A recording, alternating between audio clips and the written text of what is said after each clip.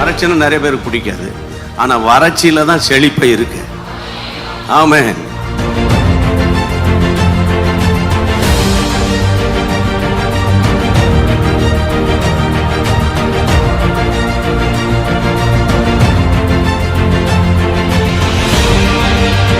யார் யாரெல்லாம் குடும்பத்தின் ரட்சிப்புக்காக, ஆண்டவரே குடும்பத்தின் ஆசீர்வாதத்துக்காக ஜெபித்தார்களோ ஒவ்வொருவருடைய குடும்ப வாழ்க்கையை கட்டி எழுப்புவீராக.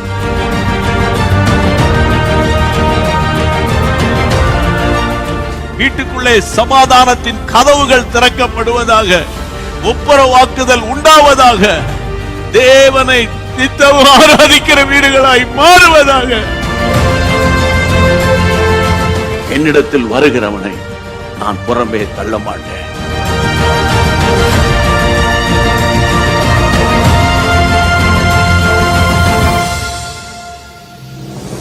நமக்கு இருக்கிற ஒரே ஒரு நம்பிக்கை, என் மீட்பர் உயிரோடு.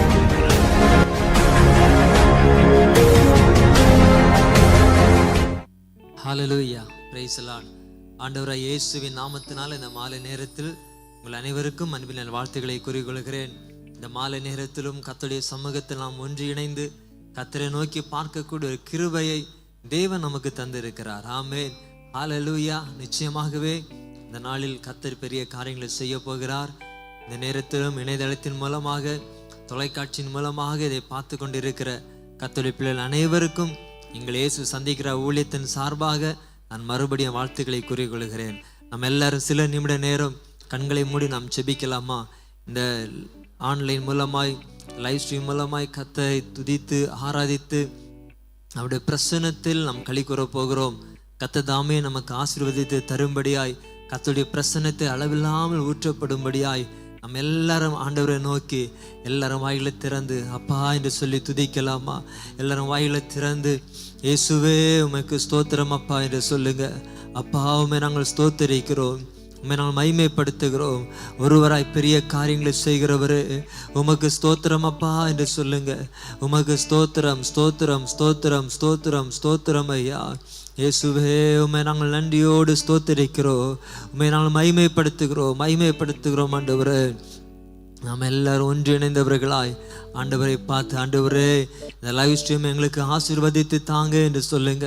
எங்களுக்கு ஆசீர்வதித்து தாங்கப்பா. இந்த லைவ் ஸ்ட்ரீம் நம்முடைய கரங்களில் ஒப்பு கொடுத்து நாங்கள் செபிக்கிறோம். இயேசுவின் நாமத்தினால கர்த்தர் எங்களுக்கு ஆசீர்வதித்து தருவீராக. ஆண்டவரே எல்லா தடைகளை முறியடிப்பீராக.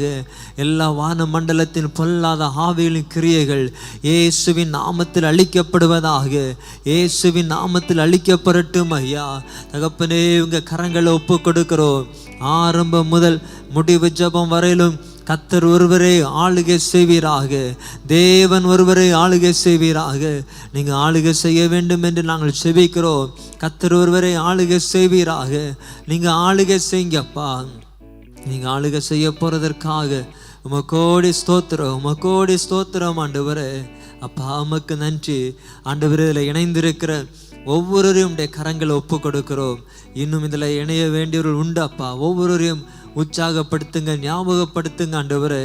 எல்லா தடைகளை கர்த்தர் முறியடிங்க அப்பா.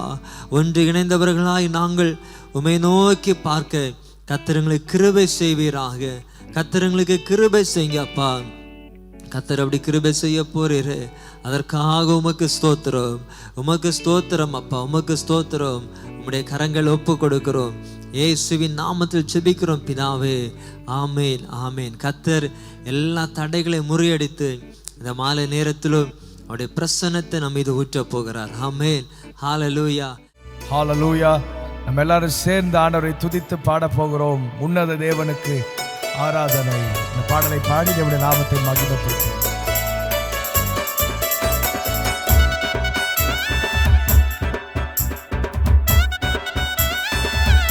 நல்லா கரங்களை தட்டி ஆமென்.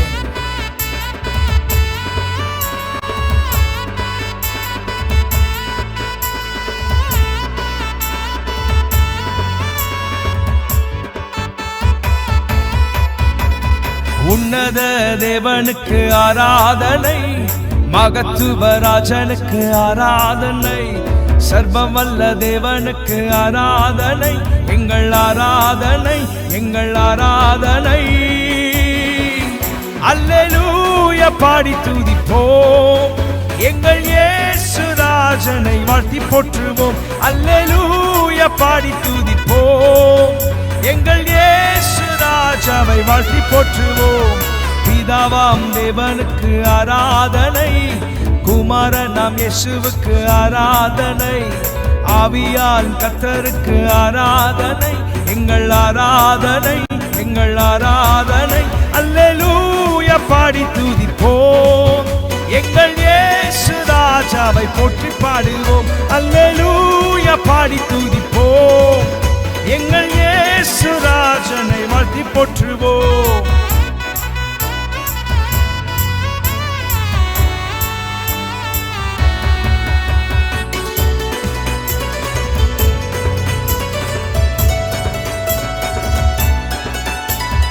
அதிசயம் செய்பவரை ஆராதிப்போம், அற்புதங்கள் செய்பவரை ஆராதிப்போம்.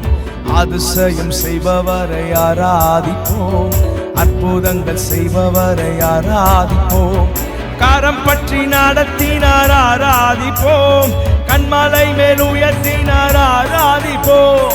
கரம் பற்றி நடத்தினார் ஆராதிப்போம், கண்மலை மேல் உயர்த்தினார் ஆராதிப்போம்.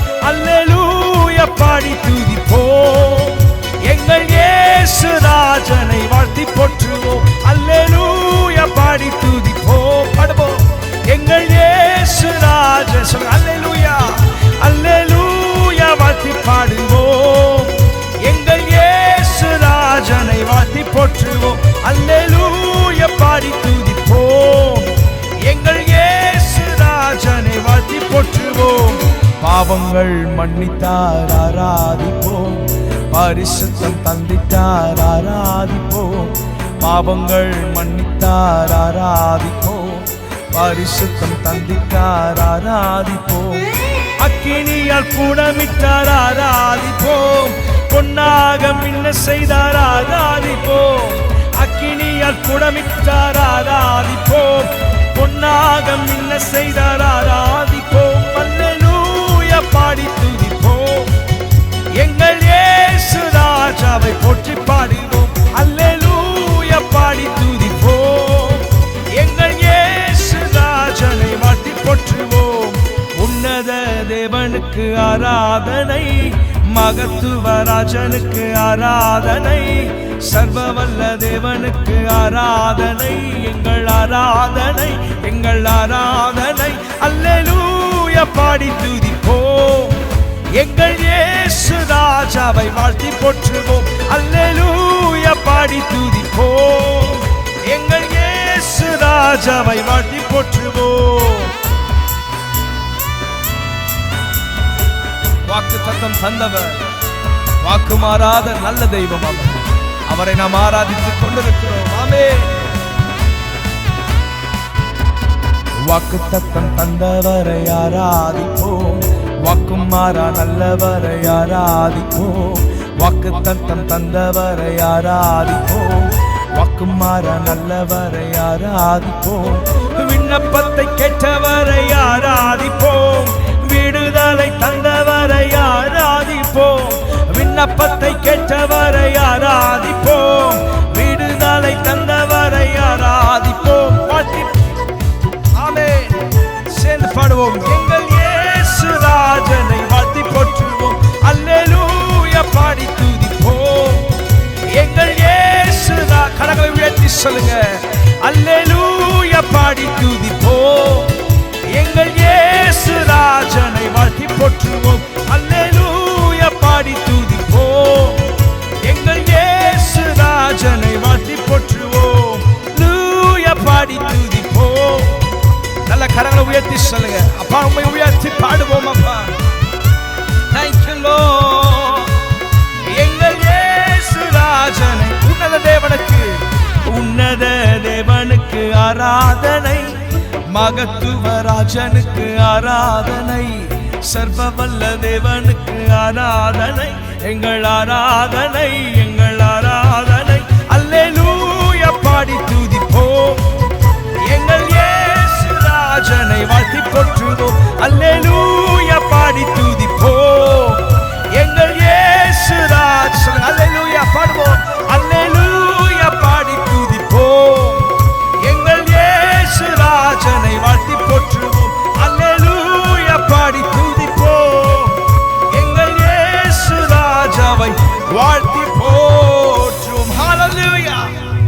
எத்தனை பேர் உற்சாகமா இருக்கிறீங்க? ஆமென். அவர் அதிசயங்கள் செய்பவர், அற்புதம் செய்பவர், வாக்குத்தத்தம் பண்ணுகிறவர். அவர் வாக்கு மாறவே மாட்டார். ஒரு அருமையான பாடல் வரிகள் இது. ஆமென். எத்தனை பேர் நீங்க உண்மையா உணர்ந்திருக்கிறீங்க? ஆண்டவர் பாவத்தை மன்னித்தார், பரிசுத்தமாக்கினார், அக்கினியில் புடமிட்டார், பொன்னாக நம்மை விளங்கும்படி செய்திருக்கிறார். ஆமென். ஒவ்வொன்றும் வசனத்தின் அடிப்படையில் எழுதப்பட்ட ஒரு பாடல் இது. ஆமென். ஹல்லேலூயா. அதிசயம் செய்கிறவர், அற்புதங்கள் செய்கிறவர், கரம் பற்றி நடத்துகிறவர், கண்மலை மேல் உயர்த்துகிறவர், வாக்குத்தத்தம் தந்தவர், வாக்கு மாறாதவர், விண்ணப்பத்தை கேட்பவர், விடுதலை தருபவர். ஆமென். எத்தனை பேர் நம்ம ஆண்டவருக்கு பல கணக்கான பெயர்களை நம்ம சொல்லிக்கொண்டே போகலாம். ஆமென். விண்ணப்பத்தை கேட்பவர், வாக்கு தருகிறவர், வாக்கு மாறாதவர். ஹல்லேலூயா. அந்த தேவனை தான் நாம் ஆராதித்து கொண்டிருக்கிறோம். நாம் ஆராதிக்கிற தேவன் அவர் சர்வ வல்லமை உள்ளவர், சாவாமை உள்ளவர். ஆமென். எல்லா இடுக்கண்களுக்கும் நம்மை நீக்கி பாதுகாக்கிறவர். ஹல்லேலூயா. தாவீது பாருங்க, தாவீது சாதாரண ஆடை மேய்த்து கொண்டிருந்தவர். அப்படிப்பட்ட தாவீதை அபிஷேகம் பண்ணி பல ஆமென் இஸ்ரவேல் நாட்டுக்கே ராஜாவாக அமர்த்தினார் நம் ஆண்டவர். எவரையும் மேன்மைப்படுத்த, எவரையும் பலப்படுத்த அவருடைய கரத்தினால் ஆகும். ஆமென். சொல்லுங்க, எல்லாம் கரங்களை உயர்த்தி சொல்லுங்க. அல்லது உங்க பக்கத்தில் யாராவது இருந்து அவங்க கையை பிடித்து சொல்லுங்க, ஆண்டவரால ஆகாத காரியம் ஒன்றுமே இல்லை. அவருக்கு லிமிட்டேஷனே இல்லை. ஆமென். அவருக்கு தடை இல்லை, வேலி இல்லை. வேலிகளை முறியடித்து, தடைகளை முறியடித்து, கற்களை புரட்டி போடுகிற ஆண்டவர் நம்முடைய ஆண்டவர்.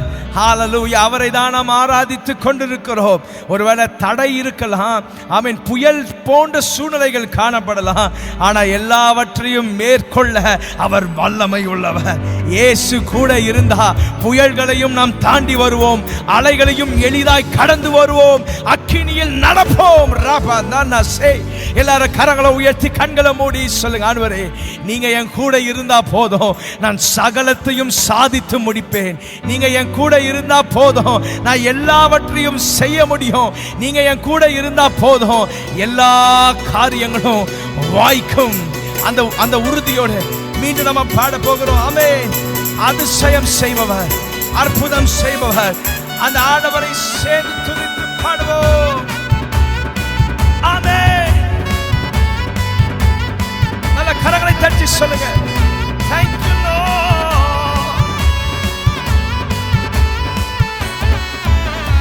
அதிசயம் செய்பவரை ஆராதிப்போம், அற்புதங்கள் செய்பவரை ஆராதிப்போம். சொல்லுங்க, அதிசயம் செய்பவரை ஆராதிப்போம், அற்புதங்கள் செய்பவரை ஆராதிப்போம், கரம் பற்றி நடத்தினார் ஆராதிப்போம், கண்மலை மேல் உயர்த்தினார். எத்தனை பேர் விசுவாசிக்கிறீங்க?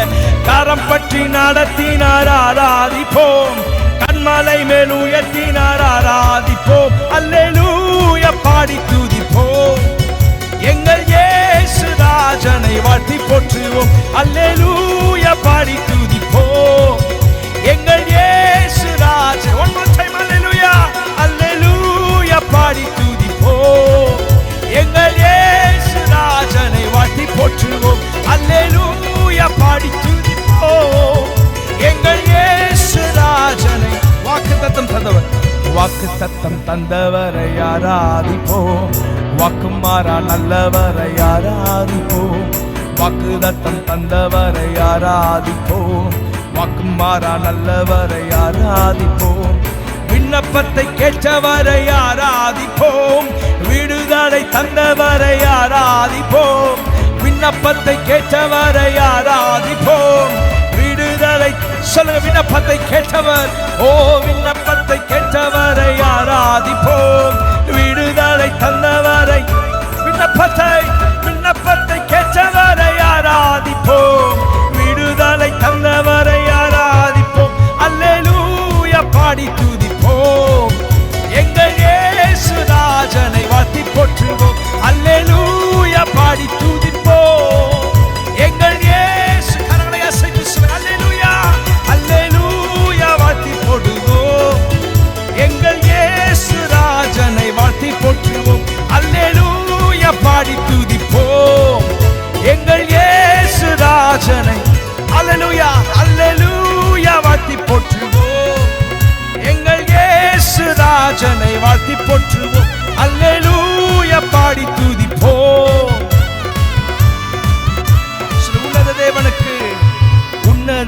தேவனுக்கு ஆராதனை, மகத்துவ ராஜனுக்கு ஆராதனை, சர்வவல்ல தேவனுக்கு ஆராதனை, எங்கள் ஆராதனை, எங்கள் ஆராதனை. அல்லேலூயா பாடி துதிப்போம், எங்கள் இயேசு ராஜனை வாழ்த்தி போற்றுவோம். அல்லேலூயா பாடி துதிப்போம், எங்கள் இயேசு ராஜன். அல்லேலூயா அல்லேலூயா வாழ்த்தி போற்றுவோம், எங்கள் இயேசு ராஜனை. அல்லேலூயா பாடி துதிப்போம். நன்றி அப்பா. ஓ ஹalleluya துதி உமக்கே, ஹalleluya துதி உமக்கே, ஹalleluya துதி உமக்கே.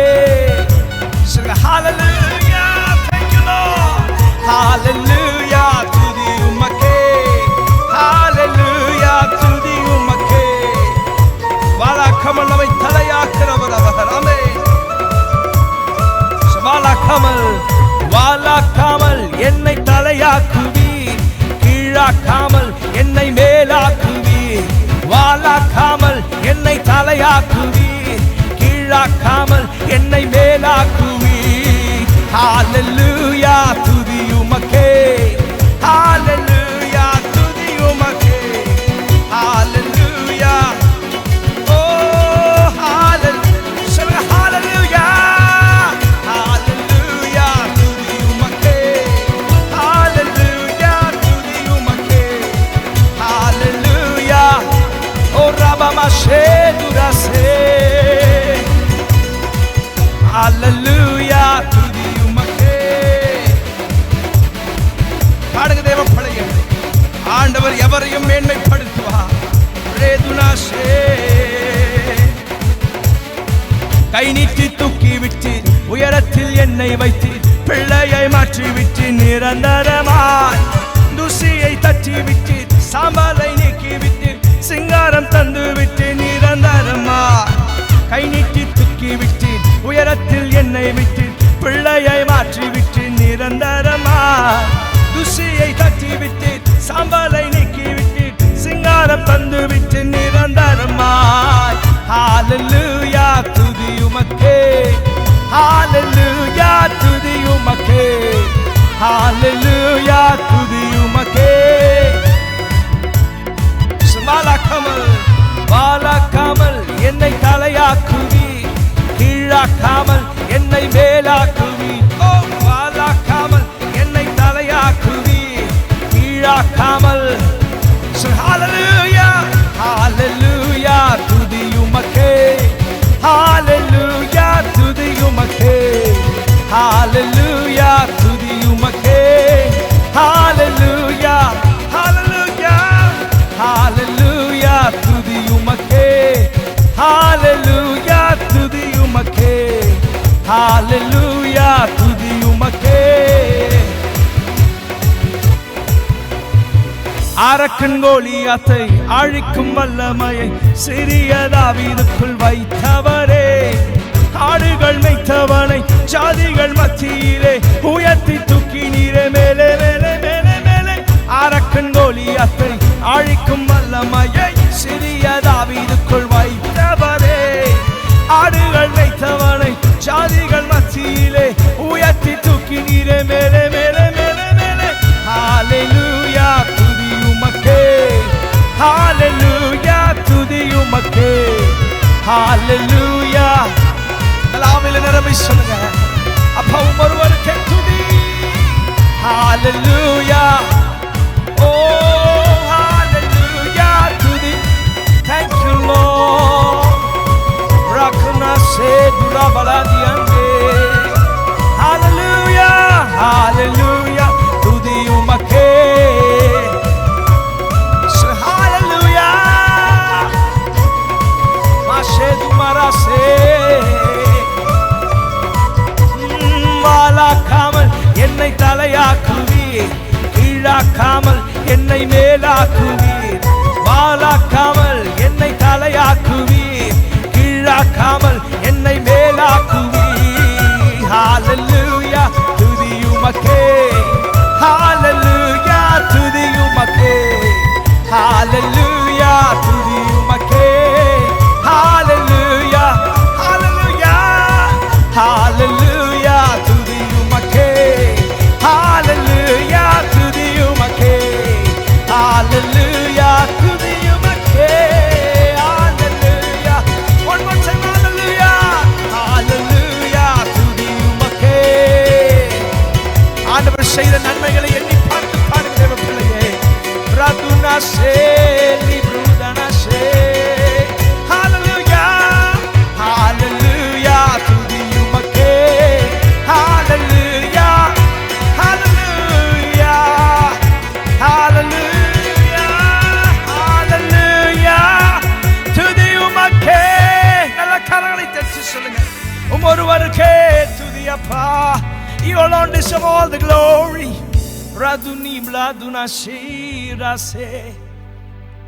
ஆடுகளுக்கு பின்னாடி போய்கொண்டிருந்த தாவீதை தேசங்களுக்கு ராஜாவாய் அமர்த்தின தெய்வமே. ஓலையாந்துனாசா பிராதுனி முடுனோ ஷேதுலியாந்தே. சொல்லுங்க அப்பா, ஒருவருக்கே, அவர் ஒருவரே துதிக்கு பாத்திர. உங்க இயலாமையை அவர் மாற்றக்கூடும்.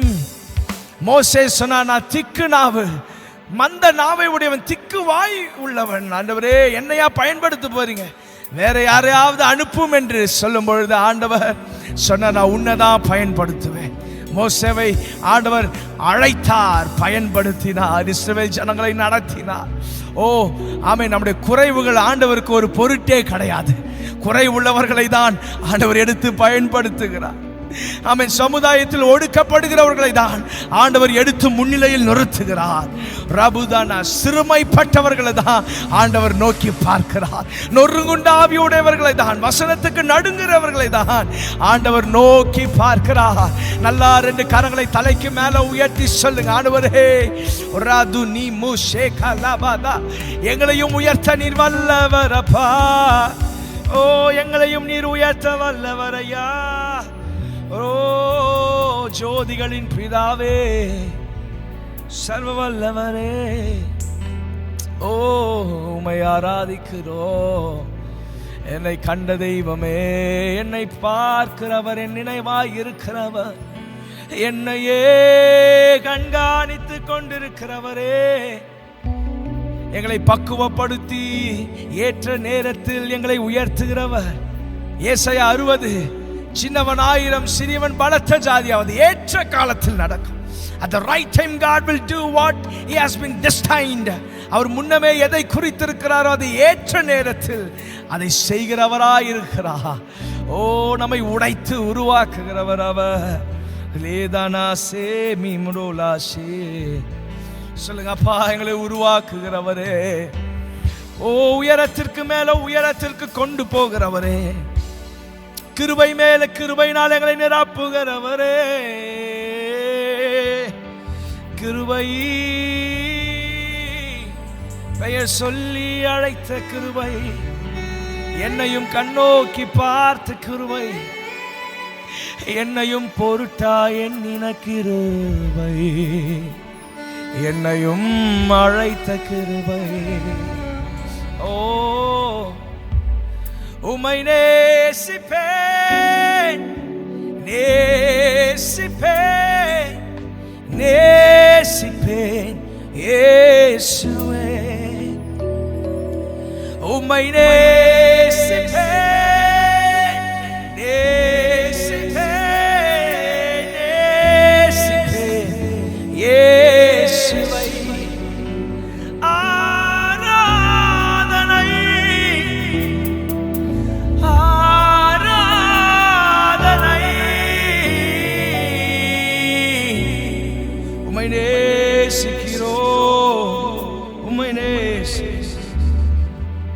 உம்மை நேசிக்கிறோம் அப்பா. ஓ, எத்தனை பேர் சொல்றீங்க, ஆண்டவரே நான் உம்மை நேசிப்பேன். I will love you, I love you Jesus. அவரை நேசிக்கிறவர்கள் அவரை போலவே நடப்பாங்க. இன்றைக்கு இந்த ஆராதனை நேரத்தில் நம்ம அர்ப்பணிக்கலாம். ஆண்டவரே, உம்மையே நான் பின்பற்றுவேன், உம்மையே நான் நேசிப்பேன். சொல்லுங்க, உம்மையே நான் நேசிப்பேன்பா. உம்மை தவிர எனக்கு வேறு கதி இல்லை. நீங்க தான் என்னுடைய ஃபர்ஸ்ட் ப்ரையாரிட்டி. எல்லாரும் கண்களை மூடி சொல்லலாமா? நீங்க தான் என்னுடைய முதல் இடம். உங்களுக்கு தான் முதல் இடம்பா. குடும்பம் அப்புறம் தான். உங்களை தான் நான் நேசிப்பேன். ஒரு ஜெபமா சொல்லுங்க, ஒரு அர்ப்பணிப்பா சொல்லுங்க, ஆண்டவரே நான் உங்களை நேசிப்பேன்பா. I will love you forever. எப்பொழுதும் எந்த நிலைமையிலும், உயர்த்தப்பட்டாலும் தாழ்த்தப்பட்டாலும், ஆசீர்வதிக்கப்பட்டாலும் ஆசீர்வதிக்கப்படலனாலும் நான் உங்களை மட்டும்தான் நேசிப்பேன். மாறாத தெய்வம் உம்மை மட்டும்தான் நேசிப்பேன். மாறாதவர், நீர் மாறாதவர், என் இயேசு நீர் மாறாதவர். சொல்லுங்க,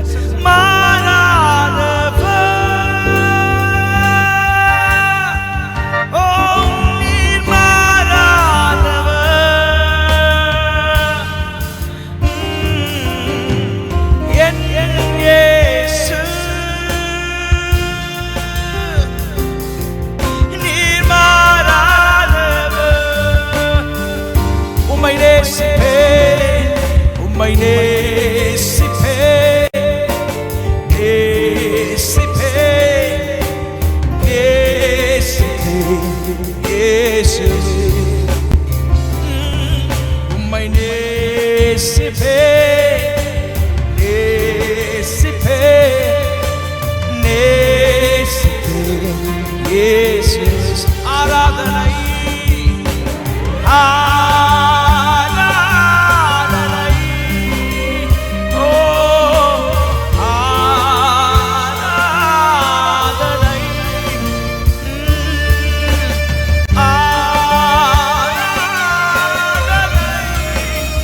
இயேசுவே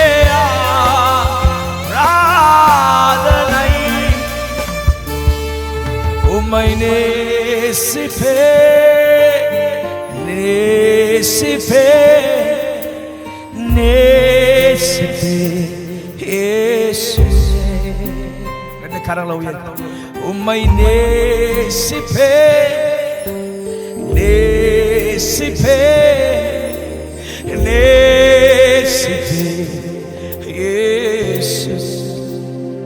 பேதுருவை பார்த்து ஆண்டவர் கேட்டார், பேதுருவே என்னை நேசிக்கிறாயா? எப்படிப்பட்ட பேதுரு? மறுதலித்த பேதுருவை பார்த்து ஆண்டவர் கேட்கிறாரு, என்னை நேசிக்கிறாயா? ஒரு முறை அல்ல 3 முறை கேட்கிறார்.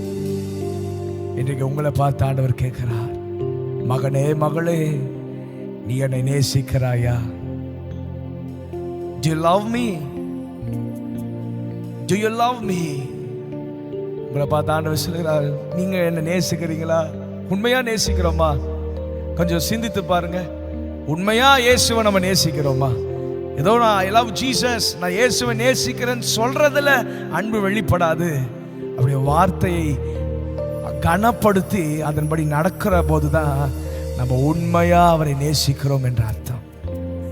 இன்றைக்கு நீங்க ஒரு தீர்மானத்தை எடுங்க, ஆண்டவரே உங்க சொல்லுக்கு நான் கீழ்ப்படிவேன். I will follow your Bible. நீங்க எங்க கையில கொடுத்திருக்கிற இந்த பொக்கிஷத்தை நாங்க ஃபாலோ பண்ணுவோம்ப்பா. எஞ்சி உள்ள நாட்கள் இன்னும் எத்தனை நாட்கள் உயிர் வாழ்வோம் தெரியாது. ஆண்டவருடைய வருகை இன்னும் எவ்வளவு நாட்கள் தள்ளி போகும் தெரியாது. ஆனா இருக்கிற எஞ்சி உள்ள நாட்கள் எல்லாம் ஆண்டவரே உங்க சித்தத்தை தான் நாங்க செய்யணும்ப்பா. சொல்லுங்க அப்பா, உங்க சித்தத்தை தான். Thy will be done in our life. Your will must be done in our life. உங்க சித்தம் தான் நடக்கணும். சொல்லுங்க, உங்க சித்தம் மட்டும்தான் எங்க வாழ்க்கையில நடக்கணும். உங்களை மட்டும் தான் நாங்க எங்க ரோல் மாடலா வைக்கணும். உங்களை தான் நாங்க பின்பற்றணும். 1000 பேர் என்ன சொன்னாலும், இயேசுவை மறுதலின்னு ஒரு கூட்டம் எங்களை பார்த்து மறைச்சினாலும் நாங்க உங்களை விட்டு பின்வாங்காம, மரித்தாலும் உமக்காக மரிப்போமே தவிர உம்மை மறுதலிக்க மாட்டோம் என்ற அந்த வைராக்கியம் எங்களுக்குள்ள உண்டாகட்டும்.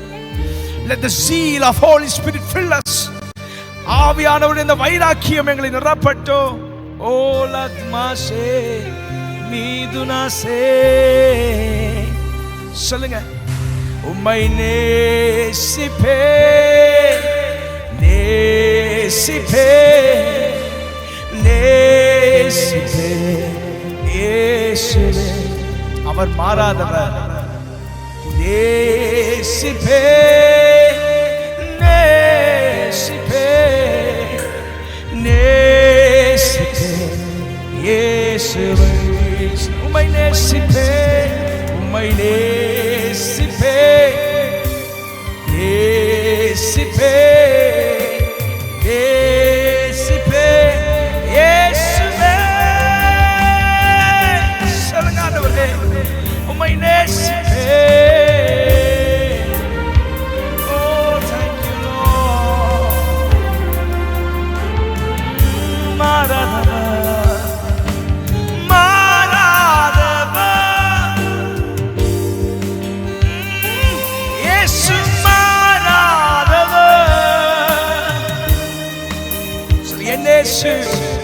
என் இயேசு, நீங்க மாறாதவர். சொல்லுங்க, மாறாதவர் மாறாதவர். ஓ நீங்க மாறாதவர்.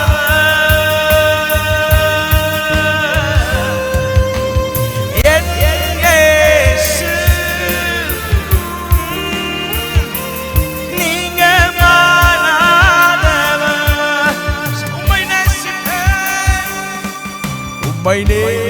உம்மை நேசிப்பே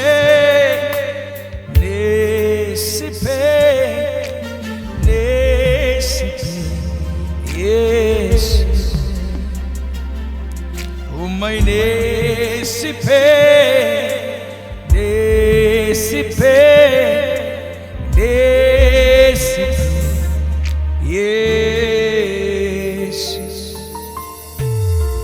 இயேசுவின் நாமத்தில் துதிக்கிறோம் நல்ல பிதாவே, ஆமென். பிரியமானவர்களே, இன்றைக்கு வார்த்தையின் வல்லமையை குறித்து நான் உங்களோடு கூட பேச நான் விரும்புகிறேன். கர்த்தருடைய வார்த்தை, கர்த்தரிடத்திலிருந்து வருகிற அந்த வார்த்தைக்கு வல்லமை உண்டு இல்லையா?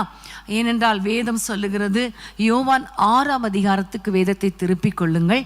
63ஆம் வசனத்தை நம்ம வாசிக்க கேட்கலாம். யோவான் 6ஆம் அதிகாரம் 63ஆம் வசனம். ஆவியே உயிர்ப்பிக்கிறது, மாம்சமானது ஒன்றுக்கும் உதவாது. நான் உங்களுக்கு சொல்லுகிற வசனங்கள் ஆவியாயும் ஜீவனாயும் இருக்கிறது. ஆமென். ஆண்டவருடைய வார்த்தை எப்படிப்பட்டதாம்? ஆவியாயும் ஜீவனாயும் இருக்கிறது. ஆமென், ஹல்லேலூயா. பிரியமானவர்களே, ஆண்டவருடைய வார்த்தை ஆவியாயும் ஜீவனாயும் இருக்கிறது. ஆமென்.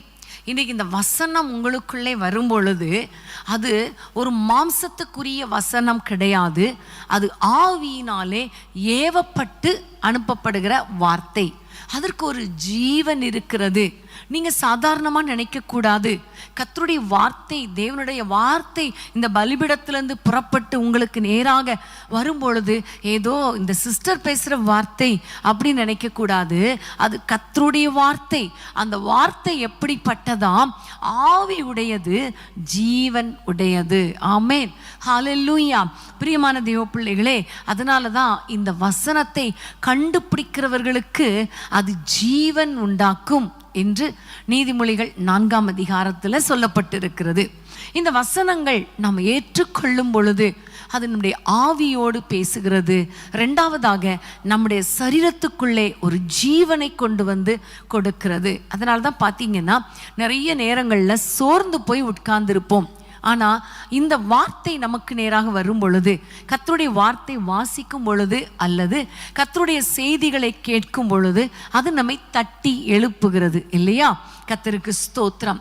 சீஷர்கள் இந்த அதிகாரத்தில் பார்க்கும் பொழுது 68ஆம் வசனத்தை வாசிப்போம். 68ஆம் வசனம். சீமோன் பேதுரு அவருக்கு பிரதியுத்தரமாக, ஆண்டவரே, யாரிடத்தில் போவோம்? நித்திய ஜீவ வசனங்கள் உம்மிடத்தில் உண்டே. ஆமென். ஆண்டவர் கேட்கிறார் சீஷர்களை பார்த்து, நீங்களும் போய்விட மனதாக இருக்கிறீர்களோ? நிறைய பேர் போயிட்டாங்க. அவருடைய வார்த்தை ரொம்ப கடினமாக இருக்கிறது, யார் இவரை பின்பற்றக்கூடும் என்று போயிட்டாங்க. அப்பதான் ஆண்டவர் கேட்கிறார், நீங்களும் போய்விட மனதாக இருக்கிறீர்களோ? அப்போ சீமோன் பேதுரு என்ன சொன்னார் தெரியுமா? யாரிடத்தில் போவோம் ஆண்டவரே? நித்திய ஜீவ வசனங்கள் உம்மிடத்தில் உண்டே. நித்திய ஜீவ வசனங்கள். ஒரு பக்கம் அது நித்தியமானது, இன்னொரு பக்கம் ஜீவன் உள்ளது. இந்த வசனங்கள் உம்மிடத்தில் இருக்கிறதே, நாங்கள் யாரிடத்தில் போவோம்? ஆமென். இந்த அதிகாரத்தில் அந்த சீமோன் பேதுருவை பார்க்கும் பொழுது, பேதுரு முதலாக ஒரு பெரிய அற்புதத்தை கண்டுதான் ஆண்டவரை பின் சென்றார் இல்லையா? படகு காலியாக இருந்தது. அந்த காலியான படகை கர்த்தருடைய ஒரே ஒரு வார்த்தை, ஆழத்தில் போய் வலையை போடுங்கள் என்று சொன்ன ஒரு வார்த்தையின்படி அவர் போன பொழுது வலை கிழியத்தக்கதாக, படகு நிரம்பத்தக்கதாக, அமிழத்தக்கதாக மீன்களால் நிரப்பினார். அந்த அற்புதத்தை பார்த்து ஆண்டவருக்கு பின் சென்றார். அதன் பிறகு எவ்வளவோ அற்புதங்கள். கடல்ல போய் தூண்டில் போடு, ஒரு மீன் வரும், அந்த மீனுடைய வாயில ஒரு வெள்ளிப்பணம் இருக்கும், அதை எடுத்துட்டு போய் நீ டாக்ஸ் கட்டு, அது ஒரு பெரிய அற்புதம். இன்னும் பார்த்தீங்கன்னா 5 அப்பம் 2 மீன், இதை வைத்து பல்லாயிரக்கணக்கான மக்களை கர்த்தர் அழகாய் அவர்களை போஷித்தார். இந்த அற்புதங்கள் எல்லாம் பார்த்தாலும் அவர் இங்கே சொல்லும் பொழுது, நீங்களும் போய்விட மனதாக இருக்கிறீர்களோ என்று சொல்லும் பொழுது, எங்களுக்கு சாப்பாடு கொடுத்தது நீங்கள் தானே ஏசப்பா, எங்களை வாழ வைத்தது நீங்கள் தானே ஏசப்பா, பல்லாயிரக்கணக்கான மக்கள் பசியில் நாங்கள் கடந்த பொழுது எங்களுக்கு வனாந்திரத்தில் போஷித்தீரே, எங்களுக்கு டாக்ஸ் கட்டினீதே, எல்லாத்தையும் நீங்கள் தானே செஞ்சீங்க, உங்களை விட்டுட்டு நாங்கள் எங்கே போவோம் ஆண்டவரே அப்படியா சொன்னார்? இல்லை. அவர் சொன்ன காரியம், யாரிடத்தில் போவோம் ஆண்டவரே, உம்மிடத்தில் வசனங்கள் இருக்குதே, அப்பங்கள் இருக்குதே, மீன் இருக்குதே, இப்படியெல்லாம் சொல்லலை, உம்மிடத்தில் வசனங்கள் இருக்கிறதே. ஆமேன், ஹல்லேலூயா. அன்பான தெய்வ பிள்ளைகளே, கிறிஸ்தவங்களில் 2 வகை இருக்கிறாங்க. ஒரு வகை கிறிஸ்தவங்க எதற்காக ஆலயத்துக்கு வர்றாங்க? கர்த்தரை தேடி வர்றாங்க, அற்புதத்துக்காக, மீனுக்காக, அப்பத்துக்காக, வாழ்க்கைக்காக, பொருளாதாரத்துக்காக. ஆனா ஒரு கூட்ட மக்கள், ஆண்டவரே உம்முடைய வேத வசனங்கள் என்கிட்ட உங்ககிட்ட இருக்கே, அந்த வசனத்துக்காக உங்களை தேடி வருகிறோம். நீங்க ஒரு வார்த்தை சொன்னால் போதும், எங்கள் வாழ்க்கை ஆசீர்வாதமாகிவிடும். நீங்க ஒரு வார்த்தை சொன்னா போதும், எங்கள் இருளான வாழ்க்கை வெளிச்சம் ஆயிரும். நீங்கள் ஒரு வார்த்தை சொன்னால் போதும், எங்க வாழ்க்கையெல்லாம் ஆசீர்வாதம் ஆயிரும். அதனால நாங்க ஏன் ஆண்டவரே நாங்க வெளியே போகணும், அற்புதங்களை தேடணும், உங்களை தேடி வந்தா போதுமே என்று சொல்லி அவர்கள் சொன்னார்கள். இன்றைக்கு உங்களை பார்த்து நான் கேட்குறேன், நீங்க ஆண்டவரை தேடி எதற்காக வந்திருக்கிறீங்க? எதற்காக வந்திருக்கிறீங்க? அப்பத்தை தேடியா, அற்புதத்தை தேடியா, அல்லது தேவனுடைய ஜீவ வசனத்தை தேடியா? ஆமென், ஹல்லேலூயா. இப்போ நான் உங்களோடு கூட சில வசனங்களை நான் பேச விரும்புகிறேன்.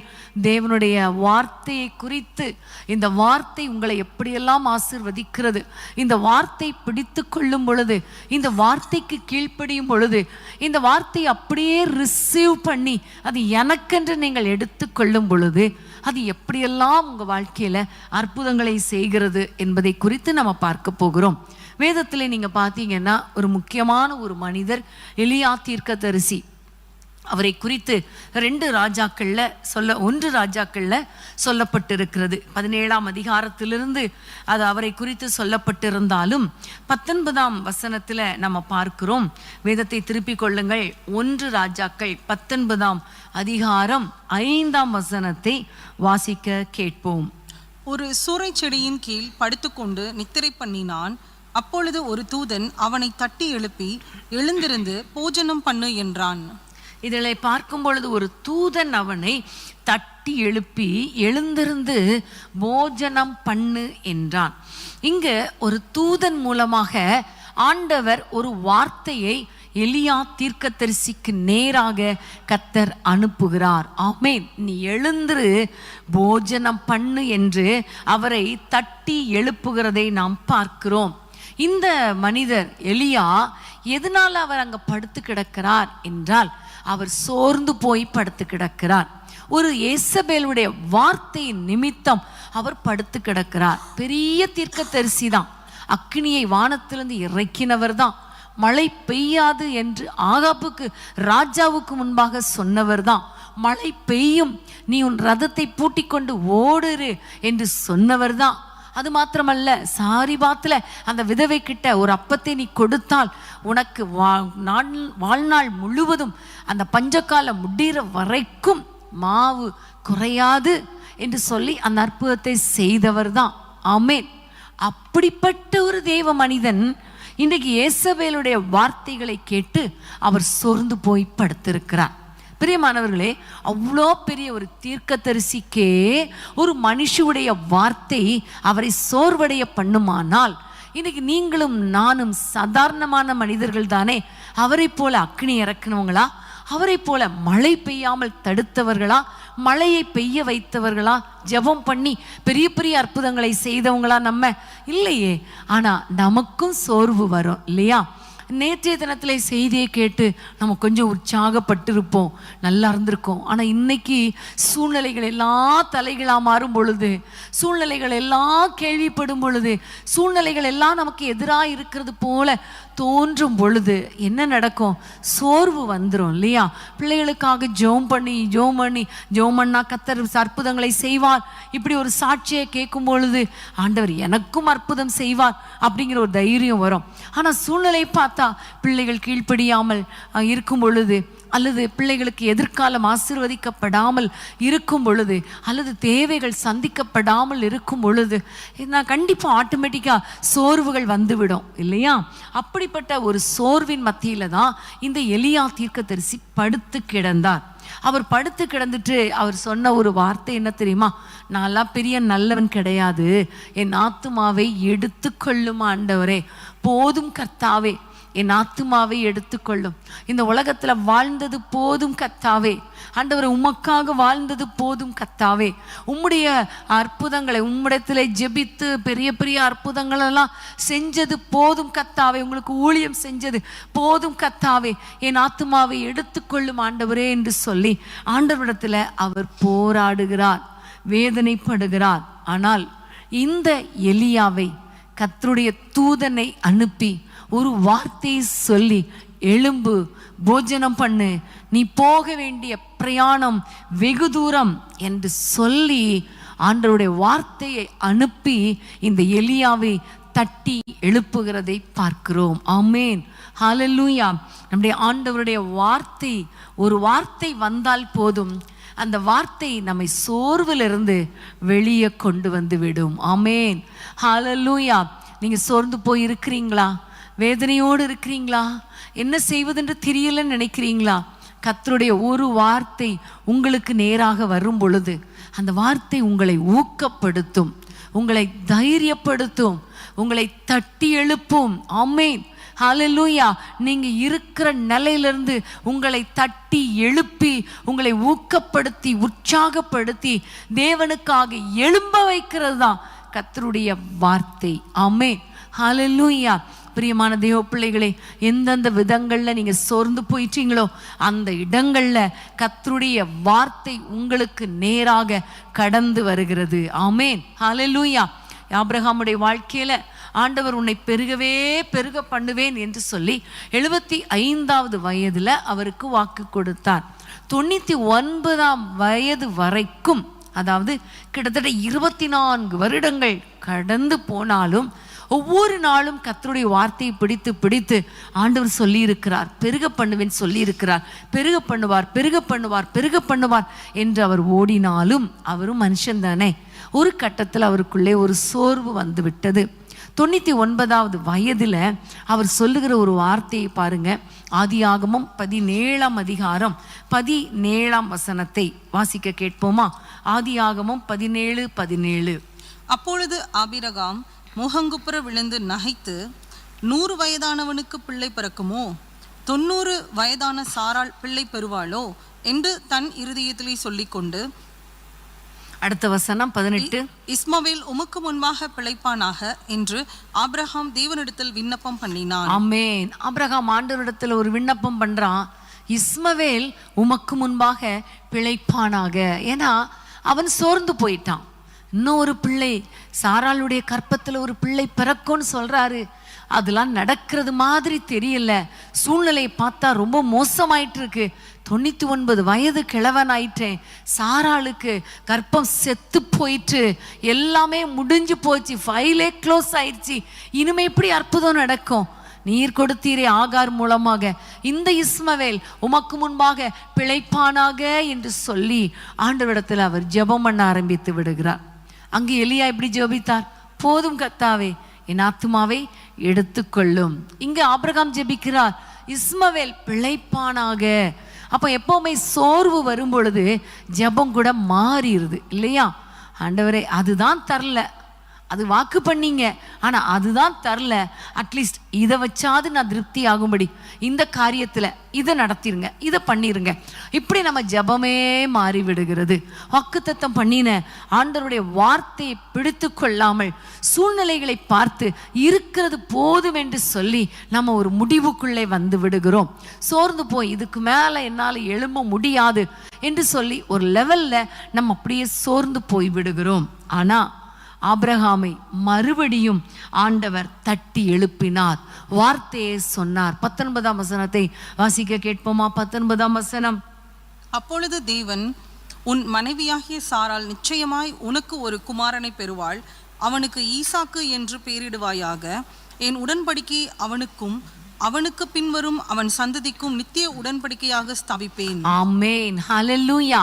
என் உடன்படிக்கையை அவனுக்கும் அவனுக்கு பின்வரும் அவன் சந்ததிக்கும் நித்திய உடன்படிக்கையாக ஸ்தாபிப்பேன் என்று ஆண்டவர் சொல்லுகிறார். இஸ்மவேல் பிழைப்பானாக என்று ஜெபித்த அந்த ஆபிரகாமை பார்த்து, உனக்கு ஈசாக்கு என்ற ஒரு மகனை கொடுப்பேன், அவன் மூலமாக சந்ததி சந்ததியாக நித்திய உடன்படிக்கை உண்டாயிருக்கும் என்று சொல்லி அந்த வார்த்தை கடந்து வந்த பொழுது ஆபிரகாமுக்குள்ளே ஒரு தைரியத்தை கர்த்தர் கொடுத்தார். ஆமேன், ஹல்லேலூயா.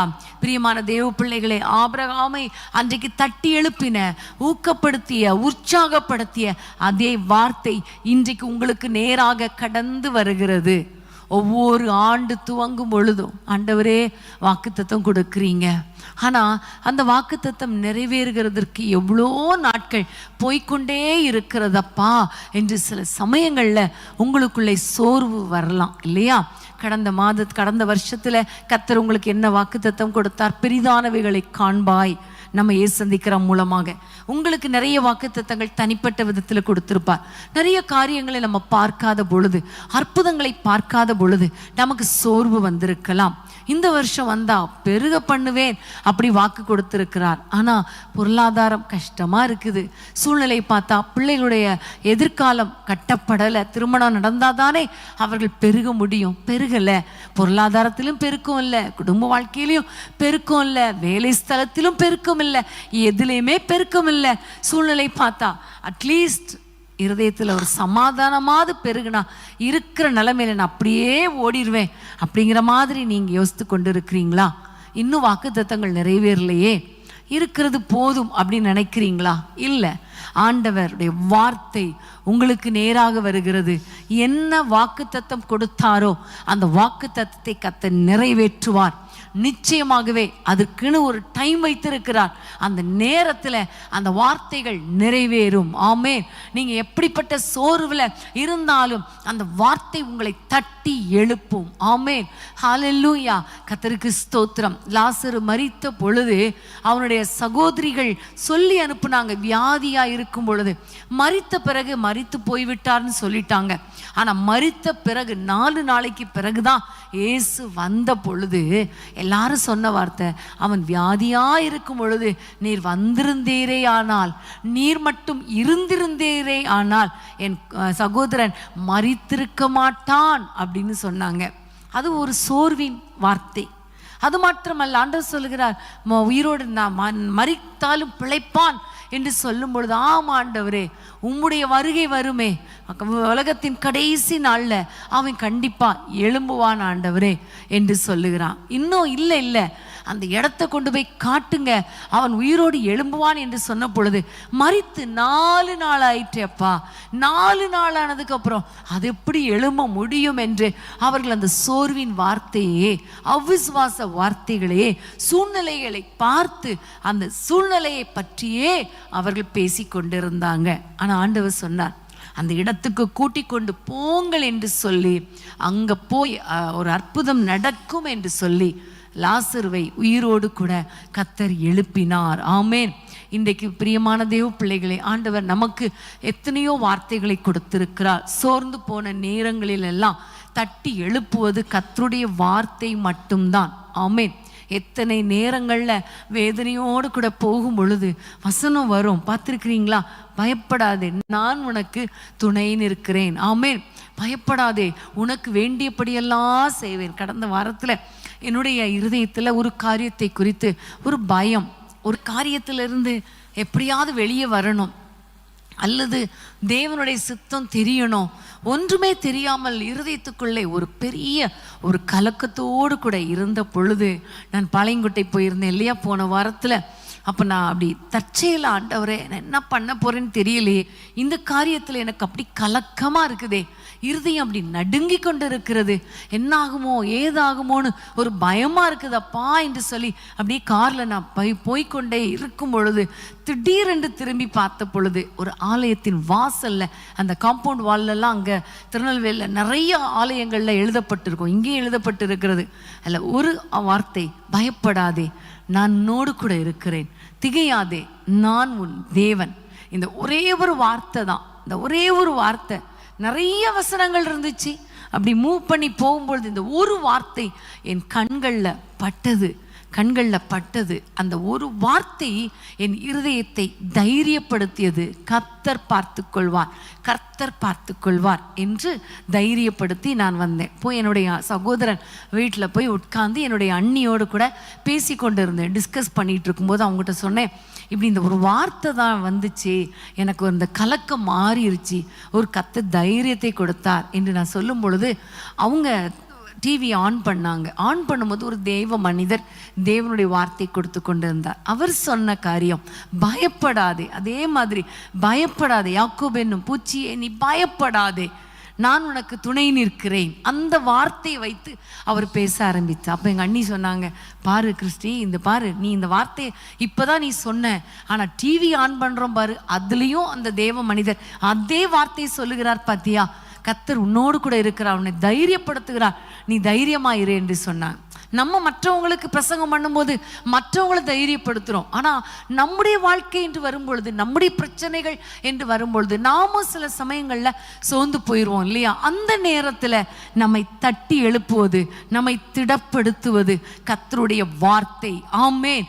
எப்படிப்பட்ட சோர்ந்து போன நிலைமையாய் இருந்தாலும் கர்த்தருடைய வார்த்தை நமக்கு நேராக வரும் பொழுது அது நம்மை தைரியப்படுத்தும். அது ஒரு ஜீவன் போல நமக்குள்ளே இறங்கும். அது ஆவியில நம்முடைய ஆவியோடு கூட அது இடைப்படும். ஏன்னா அது ஆவியாய் இருக்கிறபடினால அது நம்முடைய ஆவியோடு கூட அது இடைப்படும். அது ஜீவனாய் இருக்கிறபடினால சோர்ந்து போன நம்முடைய மாம்சத்துக்குள்ள போய் நம்மை உற்சாகப்படுத்தி, நம்மை ஊக்கப்படுத்தி, நம்மை தட்டி எழுப்பி அந்த வார்த்தை பிடித்து கொண்டு நிற்க வைக்கும். ஆமென். ஹல்லேலூயா, ஹல்லேலூயா. பிரியமானவர்களே, நீங்க எந்த காரியத்தில் நீங்க சோர்ந்து போயிட்டாலும், நீங்க மனுஷனுடைய வார்த்தை ஏதாவது சொல்லுவாங்களா? எங்க அம்மா ஏதாவது சொல்லுவாங்களா? அப்பா ஏதாவது சொல்லுவாங்களா? அல்லது ஏதாவது ஒரு ஊழியக்காரர் ஏதாவது ஒரு வார்த்தை சொல்லுவாங்களா? அப்படி நீங்க யோசிக்காதீங்க. ஏசப்பா உங்க வார்த்தை என்ன? என் கூட பேசுங்க ஏசப்பா, என்னை தைரியப்படுத்துங்க ஏசப்பா, என்னை தட்டி எழுப்புங்க ஏசப்பா, நான் படுத்திருக்கிறேன், எனக்கு முடியல, என்னால் முடியல, சோர்ந்து போச்சு, ஆண்டவரே நீங்க என்னோடு கூட பேசுங்கன்னு கேட்டுட்டு பைபிளை வாசித்து பாருங்க. ஏதாவது ஒரு விதத்துல கர்த்தர் பேசுவார், ஏதோ ஒரு விதத்துல அவர் பேசுவார். அந்த வார்த்தை உங்களை ஊக்கப்படுத்தும், அந்த வார்த்தை உங்களை உற்சாகப்படுத்தும். ஆமென். ஹல்லேலூயா. கர்த்தருக்கு ஸ்தோத்திரம். அந்த 2 ராஜாக்கள் 19ஆம் அதிகாரத்தை நீங்க வேதத்தில் அப்படியே வைத்துக் கொள்ளுங்கள்.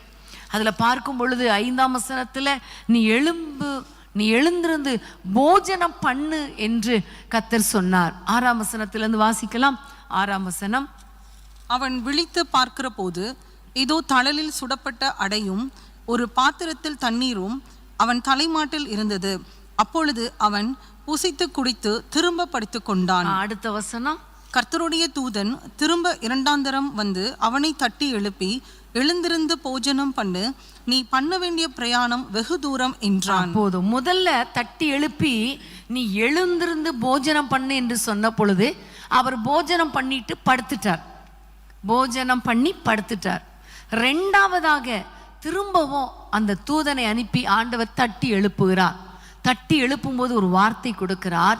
நீ போக வேண்டிய பிரயாணம் வெகு தூரம், நீ பண்ண வேண்டிய பிரயாணம் வெகு தூரம் என்று அந்த ஒரு வார்த்தை அவருக்கு நேராக கடந்து வந்த உடனே வேதம் சொல்லுகிறது, அவன் எழுந்திருந்து புசித்து குடித்து அந்த போஜனத்தின் பலத்தினால 40 நாள் இரவும் பகலும் நடந்து ஒரே பெண்ணும் தேவனுடைய பர்வதம் மட்டும் நடந்து போனான். ஆமென்.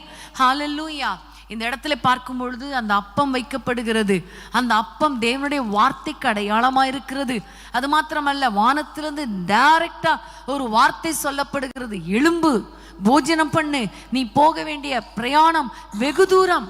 இந்த வார்த்தைகள் அவருக்கு நேராக வந்த உடனே அவர் எழுந்து அந்த போஜனத்தின் பலத்தினால் அவர் எத்தனை நாள் நடந்தாரா? 40 நாட்கள் நடந்தாராம். இவருடைய வாழ்க்கையை பார்க்கும் பொழுது 4ஆம் வசனத்துல வனாந்திரத்துல 1 நாள் பிரயாணம் தான் பண்ண முடிஞ்சுது. ஒரே 1 நாள் பிரயாணம். எசபல் துரத்திட்டு வர்றான்னு சொன்ன உடனே ஒரே ஒரு நாள் பிரயாணம் பண்ணிட்டு அதுக்கு மேலே அவரால் பிரயாணம் பண்ண பலன் இல்லாமல் அப்படியே அவர் படுத்துட்டார். அப்படியே சூறைச்செடி கீழே படுத்துட்டார். இதுக்கு மேலே எனக்கு பலன் இல்லை ஆண்டவரே, இதுக்கு மேலே எழும்ப முடியாது, நடக்க முடியாது, ஓட முடியாது, ஒன்றும் முடியாது, என் ஆத்துமாவை எடுத்துக்கொள்ளுங்கன்னு சொல்லிட்டார். ஆனால் இந்த போஜனத்தின் பலத்தினால இவர் எத்தனை நாள் நடந்தாரா? 40 நாள் இரவும் பகலும். இல்லையா? நம்ம ஒரு நாள் இரவும் பகலும் நடக்க முடியுமா? நடக்க முடியாது. சரி, காரில் தான் ட்ராவல் பண்ணுறோம். ஒரு நைட் ட்ராவல் காரில் போனோன்னா அடுத்த நாள் காலையில் எவ்வளோ கஷ்டமாக இருக்குது. ஒரு இரவு ஜபம் முடிச்சுட்டு நம்ம லேட்டாக 2 மணி அப்படி படுத்துட்டு காலையில் எழும்புறதுக்கு எவ்வளோ கஷ்டமாக இருக்குல்ல. ஆனால் இவர் பாருங்க, 40 நாள் இரவும் பகலும் நடக்கக்கூடிய அளவுக்கு அந்த போஜனத்தின் பலன் அவரை பலப்படுத்தியது. ஆமேன், ஹல்லேலூயா. கர்த்தருடைய வார்த்தை எப்படிப்பட்டது தெரியுமா? ஒரு மனிதனை உயிர்ப்பிக்க கூடியது, பலப்படுத்தக்கூடியது, ஒரு ஜீவனை கொடுக்கக்கூடியது, ஒரு உயிர் அவருக்குள்ளே வர அளவுக்கு அந்த வார்த்தை வல்லமை உடையது. ஆமேன், ஹல்லேலூயா. பிரியமானவர்களே, இன்றைக்கி நிறைய ஸ்பீக்கர்ஸ் இருக்காங்க, மோட்டிவேஷனல் ஸ்பீக்கர்ஸ்ன்னு சொல்லுவாங்க இல்லையா? அவங்க பேசுனா கேட்டுகிட்டே இருக்கலாம் போல இருக்கும். அவங்க சொல்கிறத பார்த்தா நாளைக்கே எக்ஸசைஸ் பண்ணிடணும், நாளைக்கே வாக்கிங் போயிடணும், நாளைக்கே இந்த டயட் எடுத்துடணும், நாளைக்கே அதை செஞ்சிடணும், நாளைக்கே பண்ணிடணும். பியூட்டி டிப்ஸ் கொடுத்தாங்கன்னா நாளைக்கே அதை பண்ணிடணுங்கிற மாதிரி இருக்கும். அப்படி ஒரு மோட்டிவேஷனல் ஸ்பீக்கர்ஸ். அப்புறம் யார் என்ன செஞ்சாலும் அதை பற்றி கவலைப்படாது, உனக்காக வாழ், நீயே வாழ், நீயாகவே இரு, அப்படி இப்படின்னு அவங்க பண்ணுற வார்த்தையெல்லாம் கேட்டால் அந்த டைமுக்கு அப்படியே ஒரு நல்லா இருக்கிற மாதிரி இருக்கும். ஆனால் அப்புறம் கொஞ்ச நேரத்தில் பார்த்தீங்கன்னா அது இல்லாமல் போயிடும், அது கேட்டது கூட மறந்து போய்விடும். ஆனால் கர்த்தருடைய வார்த்தை அது நம்மை மோட்டிவேட் பண்ணும். அந்த வார்த்தை எப்படி மோட்டிவேட் பண்ணும்னா, அது கடைசி வரைக்கும் நித்தியமாய் நம்மை போக வேண்டிய இடத்துல கொண்டு போய் சேர்க்கிற வரைக்கும் அது நம்மை உயிர்ப்பிக்கும். ஹல்லேலூயா, ஹல்லேலூயா. பிரியமான தேவ பிள்ளைகளே, இன்றைக்கி அதனால தான் நான் அடிக்கடி சொல்கிறது, பைபிள் நல்லா வாசிங்க. பைபிள் வாசிக்க ஒரு வார்த்தை, ஒரே ஒரு வார்த்தை போதும், அது நம்மளை அப்படி ஒரு உயிர்ப்பிச்சிரும் இல்லையா? பைபிளில் 119ஆம் சங்கீதத்தில் சங்கீதக்காரன் சொல்லும் பொழுதெல்லாம் அவர் சொல்லுகிறார், என் ஆத்துமா மண்ணோடு ஒட்டி கொண்டு இருக்கிறது, உம்முடைய வசனத்தின்படி என்னை உயிர்ப்பிக்கிறீர். ஆமென், ஹல்லேலூயா. இந்த உலகத்தில் தேவ வசனம் மாத்திரம் இல்லாதிருந்தால், யோசித்து பாருங்க, இந்த வசனம் மாத்திரம் நம்ம கைகளில் கொடுக்கப்படாமல் இருந்திருந்தால், இந்த வசனம் மட்டும் ஆதி காலத்தில் மாதிரி பாஸ்டர்ஸ் மட்டும்தான் வாசிக்க முடியும், ஆலயத்தில் மட்டும்தான் வச்சிருப்போம், உங்களுக்கெல்லாம் கிடையாது அப்படி இருந்திருந்தால், தோலில் மட்டும்தான் தோல் சுருளில் மட்டும்தான் இருக்கும், அல்லது ஒரு பெரிய கல்வெட்டில் தான் இருக்கும், உங்கள் கையில் தூக்கிட்டுலாம் நீங்கள் போக முடியாது, அப்படி இருந்திருந்தால் நம்ம எப்படி இருந்திருப்போம்ல? இந்த வார்த்தை மட்டும் இல்லைனா, ஒரு முறை ரட்சிக்கப்பட்ட பிறகு ஒவ்வொரு நாளும் நம்மை உயிர்ப்பிக்கிறது இந்த வார்த்தை தானே, வேத வசனங்கள் தானே. ஒவ்வொரு நாளும் நம்மை ஊக்கப்படுத்துவது, தட்டி எழுப்புவது மாத்திரமல்ல, நமக்கு ஒரு பலன் கொடுத்து நம்மை உயிர்ப்பித்து நம்மை ஓட வைப்பது இந்த வார்த்தை தானே. ஹல்லேலூயா. பிரியமான தேவ பிள்ளைகளே, உலக பிரகாரமான போஜனம் சாப்பாடு இருக்கு. அந்த சாப்பாடை சாப்பிட அந்த சாப்பாடு என்ன பண்ணோம்?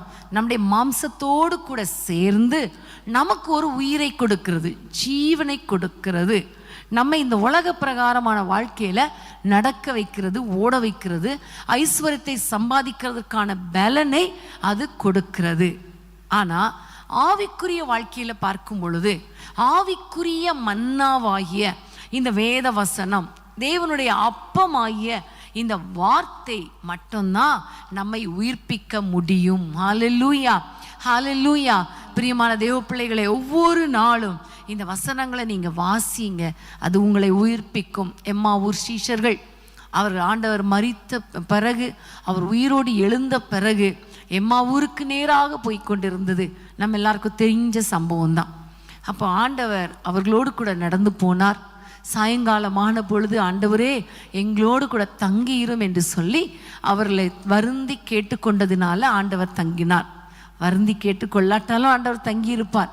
ஏன்னா ஆண்டவருக்கு ஒரு நோக்கம், இவங்களை எப்படியாவது உயிர்ப்பிக்கணும், இவங்க எப்படியாவது உயிர்ப்பிச்சிடணும். எருசலேமில் இருக்க வேண்டியவங்க எம்மா ஊருக்கு போயிட்டாங்களே, அதுக்காக அப்புறம் போகிறவர் போல் காணப்பட்டார். இவங்க வருந்தி அழைச்ச உடனே உள்ள வந்து அப்பத்தை எடுத்து பிட்டு அவர்களுக்கு கொடுத்த பொழுது அவர்கள் கண்கள் திறக்கப்பட்டது, அவரை அறிந்தார்கள். ஆமென். அந்த அப்பம் சாதாரண அப்பம் தான். ஆனால் அந்த அப்பத்தை அவர்கள் பிட்டு சாப்பிட்ட உடனே அவருடைய ஆவிக்குரிய கண்கள் திறக்கப்பட்டது, அவரை அறிந்தார். அது வரைக்கும் அவரை அந்நியர் என்று நினைத்தார்கள். அப்பதான் அறிந்தார்கள், இவர்தான் இயேசு என்று அறிந்து கொண்டார்கள். ஆமென்.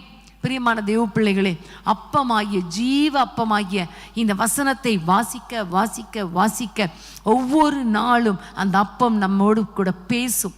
இந்த அப்பத்தினால ஒரு புது பலன் கிடைக்கும். இந்த அப்பத்தை வாசிக்கும் பொழுது நம்முடைய கண்கள் தெரிவிக்கப்படும். ஆமென், தெளிவிக்கப்படும். ஏனென்றால் வேதத்திலே பார்க்கிறோம், இந்த வசனம் தேனிலும் தேனிலும் அது மதுரமானது.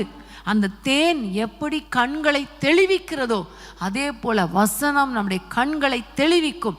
ஆமென், ஹல்லேலூயா. யோனத்தான் யுத்தத்துக்கு போறதுக்கு முன்பாக அவனுடைய பகைஞர்கள் எப்படி இருக்கிறார்கள் என்று பார்ப்பதற்காக, வேவு பார்ப்பதற்காக கடந்து சென்ற பொழுது பெலிஸ்தருடைய பாளையத்துக்கு போயிட்டு திரும்பி வரும் பொழுது அவன் தேனை பார்த்தான். அந்த தேன் கூட்டிலிருந்து ஒழுகிற கொஞ்சம் தேனை எடுத்து ருசி பார்த்த பொழுது அவன் சொன்னான், என்னுடைய கண்கள் தெளிவாகி விட்டது என்று சொன்னான். இல்லையா? சாதாரண தேனுக்கே அவ்வளோ எஃபெக்ட் இருக்குமானால் நம்முடைய தேனாகிய நம்முடைய வேத வசனங்களை நம்ம உட்கொள்ளும் பொழுது அது எப்படி நம்முடைய கண்களை தெளிவாக்குகிறது, ஆண்டவரை அறிந்து கொள்வதற்கு கிருபை பாராட்டுகிறது. ஒவ்வொரு ஜீவனுக்குள்ளேயும் ஒவ்வொரு உறுப்புகளுக்குள்ளேயும் ஒரு ஜீவனை கொடுக்கிறது. உயிர்ப்பிக்கிற வல்லமை அந்த வசனத்தில் இருக்கிறது. ஆமென், ஹல்லேலூயா. தேவனுடைய வார்த்தை ஜீவனாயிருக்கிறது. எபிரேயர்ல சொல்லப்பட்டிருக்கிறது இல்லையா? அது உயிர்ப்பிக்கிறது. அந்த கணுக்களையும் ஊனையும் ரெண்டாக பிரிக்கிறது. அது ஜீவனாயிருக்கிறது.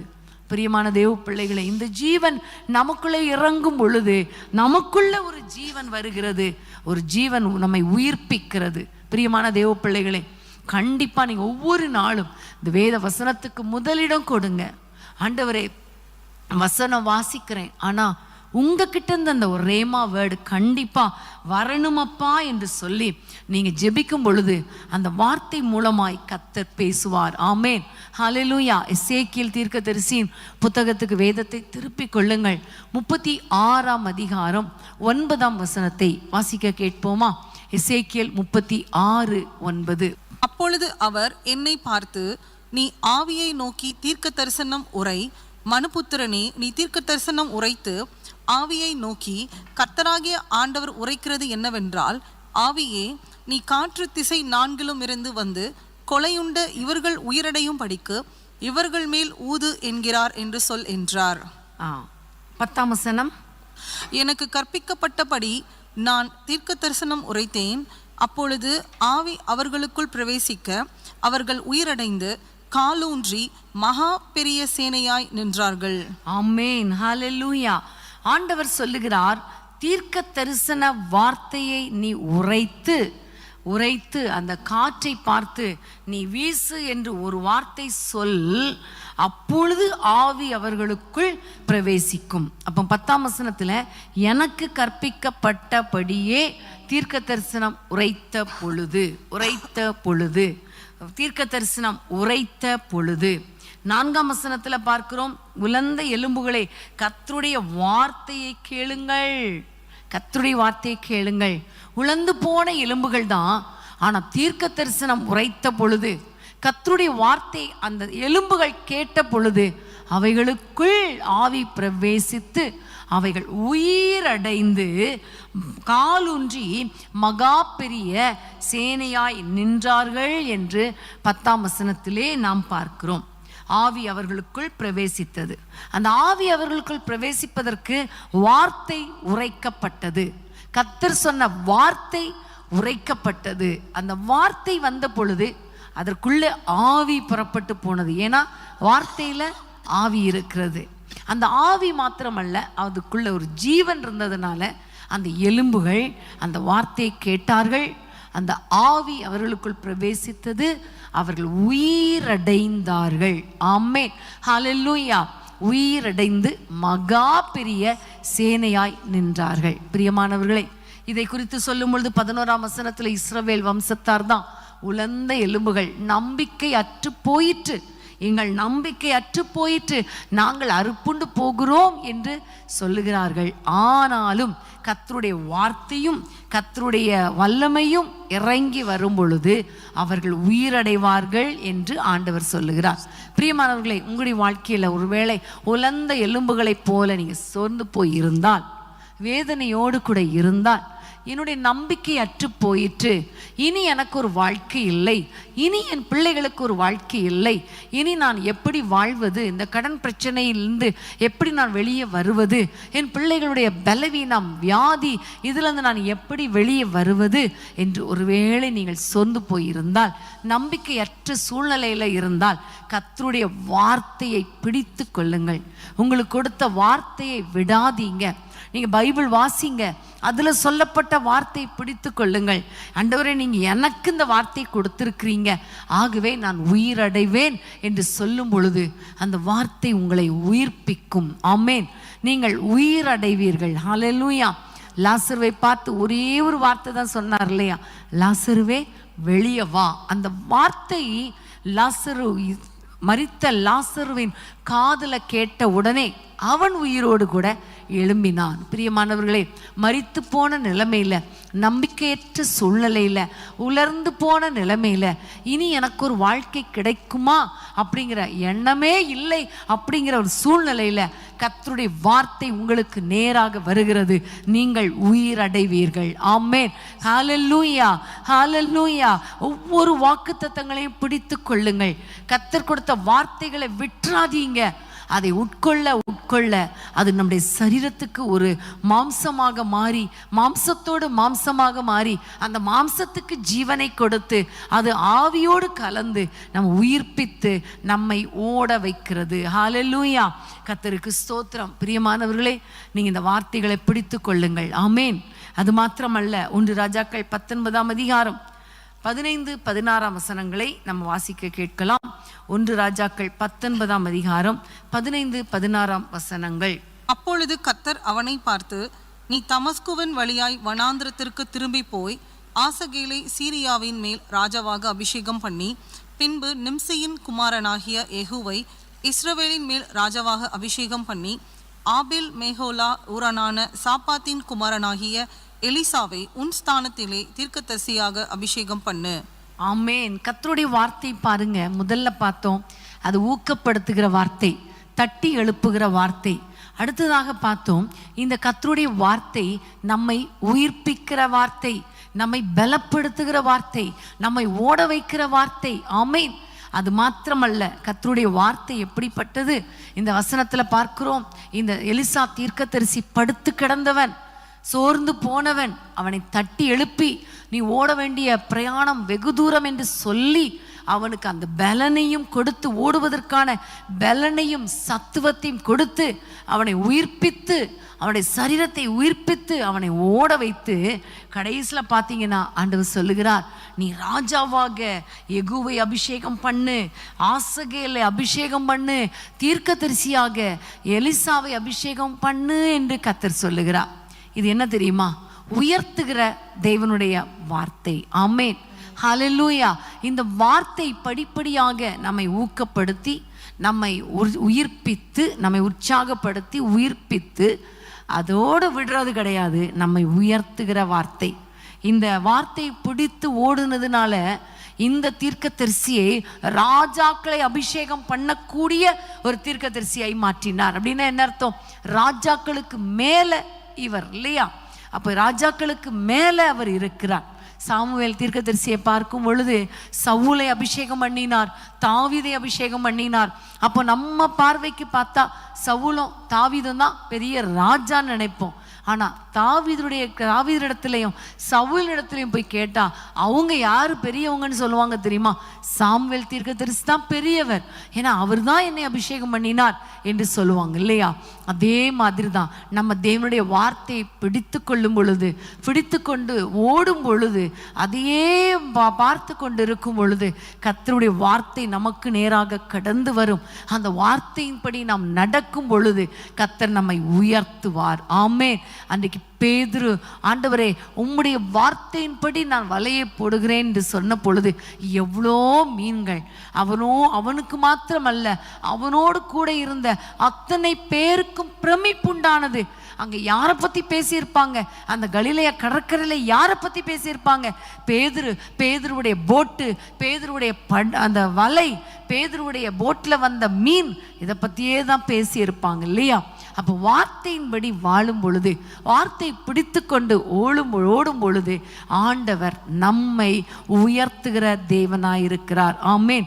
பிலிப்பியர்ல ஒரு அருமையான வசனம் உண்டு. 2 அதிகாரம் 14 வாசிக்கலாமா? பிலிப்பியர் 2:14. நான் வீணாக ஓடினதும் வீணாக பிரயாசப்பட்டதும் இல்லை என்கிற மகிழ்ச்சி கிறிஸ்துவன் நாளில் எனக்கு உண்டாயிருப்பதற்கு ஜீவ வசனத்தை பிடித்து கொண்டு உலகத்திலே சுடர்களைப் போல பிரகாசிக்கிற நீங்கள். ஆமேன். உலகத்திலே சுடர்களைப் போல பிரகாசிக்கிற நீங்கள் என்று பிலிப்பியருக்கு அவர் சொல்லுகிறார். பிலிப்பியர்ல சொல்லப்பட்ட அந்த மக்கள், நீங்கள் பிரகாசிக்கிறீங்களே, சுடர்களைப் போல பிரகாசிக்கிறீங்களே, அதற்கு காரணம் என்ன? அதற்கு காரணம் என்ன? ஜீவ வசனத்தை பிடித்து கொண்டதுனால, இந்த ஜீவ வசனத்தை பிடித்து கொண்டு நீங்க ஓடினதுனால தான் உலகத்துல பிரகாசிக்கிற சுடர்களை போல இருக்கிறீங்க. ஒரு உயர்ந்த வாழ்க்கை. சுடரை யாரும் கீழே பார்ப்பாங்களா? சுடர்களை, நட்சத்திரங்களை கீழே பார்ப்பீங்க? இல்லை, அப்படியே அண்ணாந்து தான் பார்ப்போம். நம்முடைய கண்களை ஏறெடுத்து பார்ப்போம். அவ்வளோ உயரத்தில் இருக்குது. அப்போ ஜீவ வசனத்தை பிடித்த உங்கள் ஒவ்வொருவரையும் ஆண்டவர் உயர்த்துவது உறுதி. ஆமேன். ஹல்லேலூயா, ஹல்லேலூயா. எரேமியா தீர்க்கதரிசியை பார்த்து ஆண்டவர் சொன்ன ஒரு வார்த்தை. எரேமியா தீர்க்கதரிசி 1 அதிகாரத்துக்கு நீங்க திருப்பிக் கொள்ளுங்கள். 1 அதிகாரம் 9 வாசிக்கலாம். 9 கர்த்தர் தமது கரத்தை நீட்டி என் வாயை தொட்டு, இதோ என் வார்த்தைகளை உன் வாயிலே வைக்கிறேன். அடுத்த வசனம். பார், பிடுங்கவும் இடிக்கவும் அழிக்கவும் கவிழ்க்கவும் கட்டவும் நாட்டவும் உன்னை நான் இன்றைய தினம் ஜாதிகளின் மேலும் ராஜ்யங்களின் மேலும் ஏற்படுத்தினேன் என்று கர்த்தர் என்னுடனே சொன்னார். ஆமென். ஹல்லேலூயா. எரேமியா தீர்க்கதரிசியை பார்த்து கர்த்தர் சொல்லுகிறார். முதல்ல அவர் சொல்லுகிறார், உன்னை ஜாதிகளுக்கு தீர்க்கதரிசியாய் கட்டளையிடுகிறேன்னு சொல்லுகிறாரு. சொல்லும்போது அவர் சொல்லுகிறார், ஆண்டவரே நான் சிறு பிள்ளையா இருக்கிறேனே, எனக்கு ஒண்ணுமே தெரியாதே, நான் சிறு பிள்ளையா இருக்கிறேன் என்று சொன்ன பொழுது ஆண்டவர் சொல்லுகிறார், நீ பயப்படாதே என்று சொல்லிவிட்டு, இதோ என் வார்த்தையை உன் வாயில வைக்கிறேன். ஆமென். அந்த வார்த்தை வந்த உடனே அவருக்குள்ளே பாருங்க ஒரு பெரிய அதிகாரம் வந்து விடுகிறது. நீ பிடுங்கினா பிடுங்கப்படும், நீ அழித்தால் அழிக்கப்படும், நீ கவிழ்த்தால் கவிழ்க்கப்படும், நீ கட்டுனா கட்டப்படும், நீ நாட்டினா நாட்டப்படும். அந்த அளவுக்கு உன்னை ராஜ்யங்கள் மேல ஜாதிகள் மேல ஏற்படுத்தினேன் என்று கர்த்தர் சொல்லுகிறார். ஹல்லேலூயா. எவ்வளோ பெரிய உயர்வு! யாருக்கு இந்த உயர்வு? வார்த்தையை பிடித்தவர்களுக்கு தான், வார்த்தையை பெற்றுக்கொண்டவங்களுக்கு தான் இந்த உயர்வை கர்த்தர் கொடுக்கிறார், இந்த அதிகாரத்தை கொடுக்கிறார். ஆமென். ஹல்லேலூயா. ஒவ்வொரு நாளும் பைபிள் வாசித்து அந்த வார்த்தைகளை பிடித்து வார்த்தைகளின் படி அதை கன்ஃபஸ் பண்ணி வார்த்தையின்படி வாழ்ந்தீங்கன்னா நீங்க என்ன சொன்னாலும் நடக்கும். ஆமென். நிறைய பேர் உங்க வார்த்தைக்கு கட்டுப்படுவாங்க, நீங்க சொன்னபடியே கீழ்ப்படிவாங்க. அது மாத்திரமல்ல, நீங்க சொன்னபடியே ஆகும். ஆமென். ஹல்லேலூயா. பிரியமான தேவ பிள்ளைகளை, இந்த கனம் வேணும்னா கர்த்தருடைய வார்த்தை பிடித்து கொள்ளணும். ஆமென். அதோட ஆண்டவர் நின்னுட்டாரா? இல்லையே. 18 அதிகாரத்தை பாரு, 18 வசனத்தை பாருங்க. 18 வசனம். இதோ தேசம் அனைத்துக்கும் யூதாவின் ராஜாக்களுக்கும் அதின் பிரபுக்களுக்கும் அதின் ஆசாரியர்களுக்கும் தேசத்தின் ஜனங்களுக்கும் எதிராக நான் உன்னை இன்றைய தினம் அரணிப்பான பட்டணமும் இருப்பு தூணும் வெண்கல அலங்கமும் ஆக்கினேன். ஆமென். இன்றைய தினம் உன்னையை நான் ஒரு அரணிப்பான பட்டணமாய் மாற்றி இருக்கிறேன். பிரபுக்களுக்கு எதிராக, ஆசாரியர்களுக்கு எதிராக, ராஜாக்களுக்கு எதிராக, அத்தனை தேசத்துக்கும் உன்னை நான் ஒரு பெரிய இருப்பு தூணாக, வெண்கல அலங்கமாக ஆக்கினேன் என்று கர்த்தர் சொல்லுகிறார். அது மாத்திரமல்ல, அவர் சொல்லுகிறார், அவர்கள் உனக்கு விரோதமாக யுத்தம் பண்ணுவார்கள். 19ஆம் வசனம், ஆனால் உன்னை மேற்கொள்ள மாட்டார்கள். உனக்கு விரோதமாக யுத்தம் பண்ணுவார்கள், ஆனால் மேற்கொள்ள மாட்டார்கள். உன்னை ரட்சிக்கும்படிக்கு நான் உன்னுடனே இருக்கிறேன் என்று கர்த்தர் சொல்லுகிறார். ஆமென். வார்த்தையை பிடித்து கொள்ளப்பட்டவர்களுக்கு, வார்த்தை பிடித்து கொண்டவங்களுக்கு விரோதமாக பல விதங்கள்ல ஜனங்கள் எழும்புவார்கள், யுத்தம் பண்ணுவார்கள், ஆனால் மேற்கொள்ள மாட்டார்கள். ஆமென். ஹல்லேலூயா. சத்ரு பல விதங்கள்ல யுத்தம் பண்ணுவான், எதிராக வருவான், ஆனால் வார்த்தை பிடித்து கொண்டவர்கள் தான் ஜெயிப்பார்களை தவிர சத்ரு ஜெயிக்க மாட்டான். இதுக்கு நல்ல ஒரு எக்ஸாம்பிள் ஜீசஸ் இல்லையா? பிசாசு பல விதங்களில ஆண்டவரை சோதனைக்குட்படுத்தும்படி பல சோதனைகளை கொண்டு வந்தான். ஆனா ஆண்டவர் எதை பிடித்து ஜெயித்தார்? வார்த்தையை பிடித்து எழுதியிருக்கிறதே எழுதியிருக்கிறதே எழுதியிருக்கிறதே என்று சொல்லி அவர் ஜெயித்தார். ஆமென். அப்போ வேதத்தில் சொல்லப்பட்டதெல்லாம் ஏசப்பாவுக்கு தான் அல்லது ஆபிரகாமுக்கு தான் அப்படின்னு நினைச்சிடாதீங்க. வேதத்தில் சொல்லப்பட்ட அத்தனை வார்த்தைகளும் வாக்குத்தத்தங்களும் அத்தனை வார்த்தைகளும் நமக்குரியது, நம்முடைய சந்ததிக்குரியது. யாரெல்லாம் அந்த வசனத்தை பிடிக்கிறீங்களோ உங்களை கர்த்தர் உயர்த்துவார். யாரெல்லாம் அந்த வசனங்களை உட்கொள்றீங்களோ அவர்களை வெண்கல அலங்கமாக்குவார். ஜனங்களுக்கு எதிராக நம்மை உயர்த்துவார்.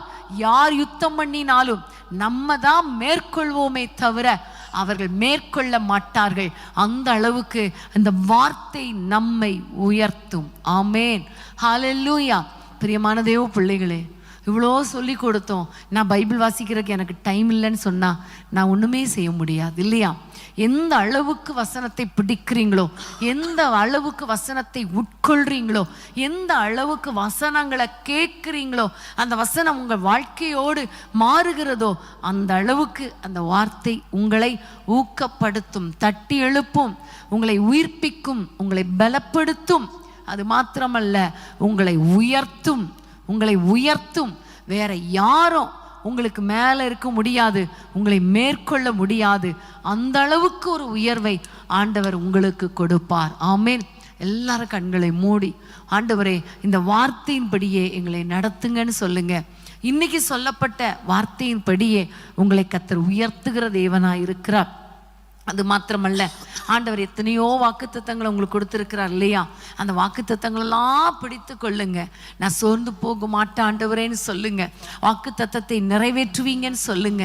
நீங்க ஒரு வார்த்தை சொன்னாலே எங்க வாழ்க்கை ஆசீர்வாதமா மாறிடுமே.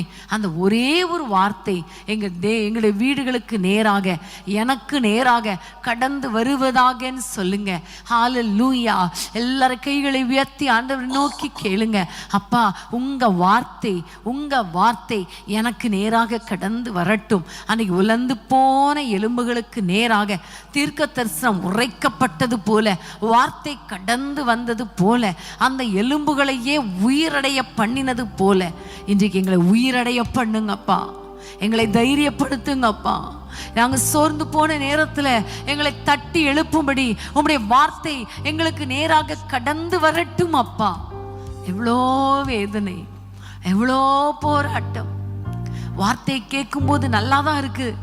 திரும்பி சூழ்நிலைகளை பார்க்கும் பொழுது, பிள்ளைகளை பார்க்கும் பொழுது, பிள்ளைகளுடைய எதிர்காலங்களை யோசிக்கும் பொழுது, கடன் பிரச்சனை பார்க்கும் பொழுது, இந்த வியாதி வெளியாக போகும் பொழுது நாங்க சோர்ந்து போய்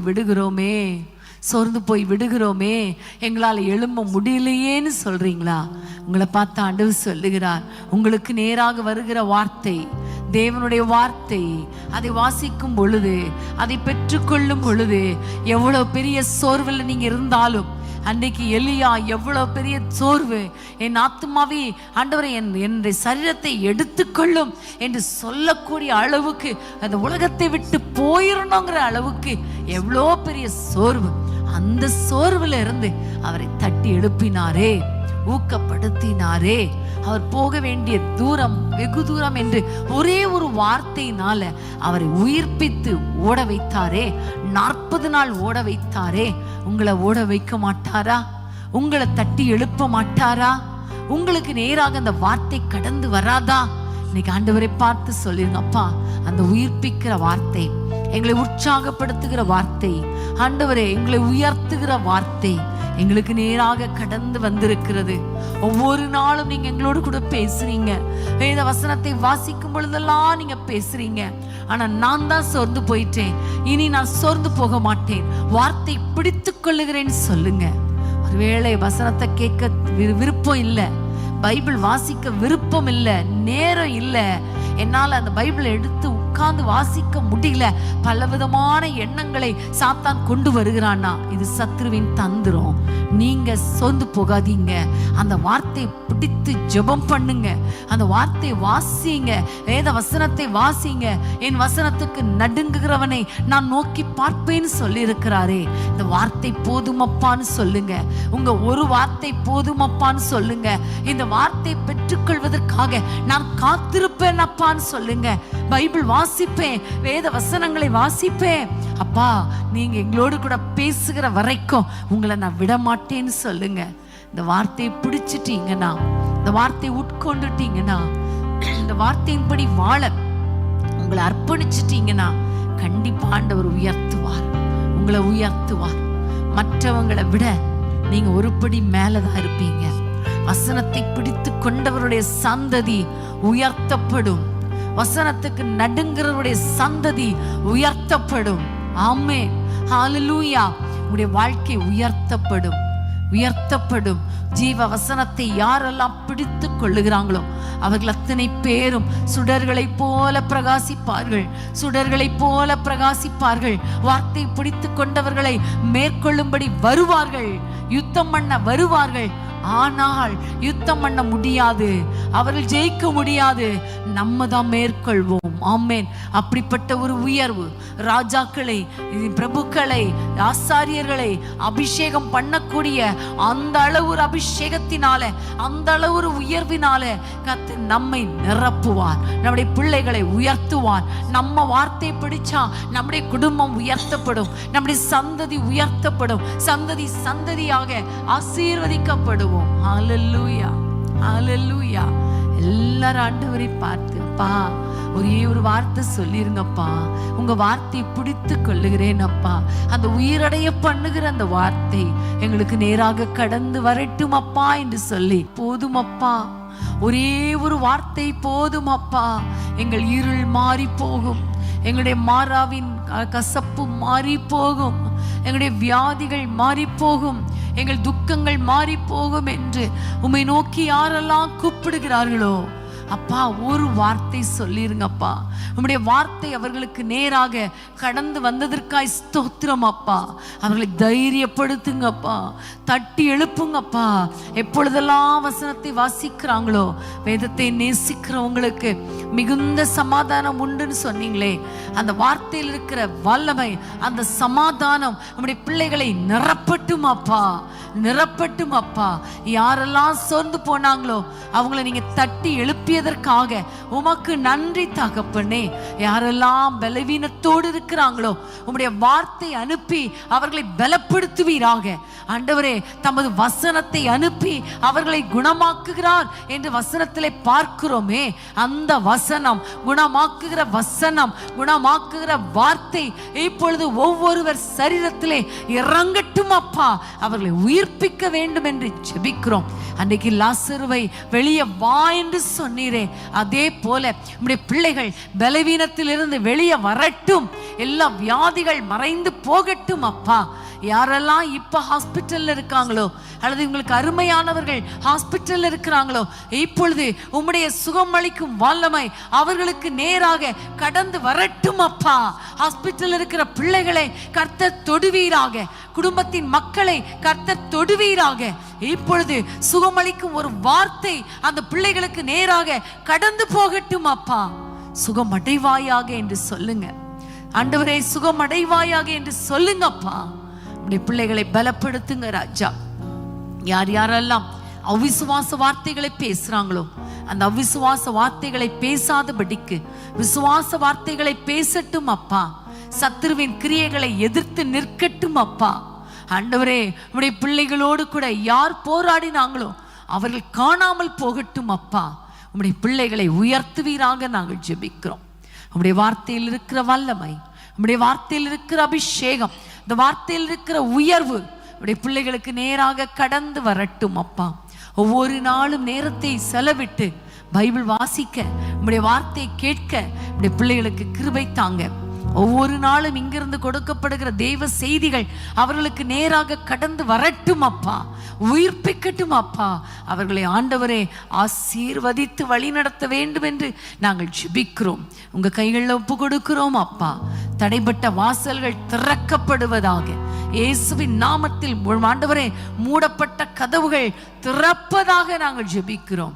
திருமண தடைகள் இயேசுவின் நாமத்தில் மாறுவதாக. பிள்ளைகள் வாழ்க்கை கட்டப்படுவதாக. ஆண்டவரே கடன் பிரச்சனைகள் மாறுவதாக. நம்முடைய பிள்ளைகளுடைய தேவைகள் சந்திக்கப்படுவதாக. பிரிந்த குடும்பங்கள் இயேசுவின் நாமத்தில் இணைக்கப்படுவதாக. அப்பா, குடும்பங்கள் கட்டப்படுவதாக ராஜா.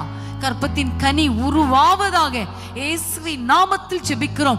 யாரெல்லாம் நோக்கி பார்க்கிறாங்களோ ஒரு கற்பத்தின் கனி உருவாகட்டும் ஐயா. சுகம் அடைவார்களாக ராஜா. வெட்கப்பட்ட இடத்துல நம்முடைய பிள்ளைகள் தலை நிமிர்ந்து நிற்க பண்ணுங்க. சோர்ந்து போனவனுக்கு சத்துவத்தை கொடுக்கிறவரே, பெருக பண்ணுகிறவரே, நம்முடைய பிள்ளைகளை தட்டி எழுப்புங்கப்பா, தைரியப்படுத்துங்கப்பா. உம்முடைய வார்த்தை அவர்களை தைரியப்படுத்தட்டும். உம்முடைய வார்த்தை அவர்களை தட்டி எழுப்பட்டும். உம்முடைய வார்த்தை அவர்களை உயிர்ப்பிக்கட்டும். உம்முடைய வார்த்தை அவர்கள் ஓட கிருபை கொடுக்கட்டும். தொடர்ந்து ஓடட்டும் ஐயா. உமக்காக வாழட்டும்.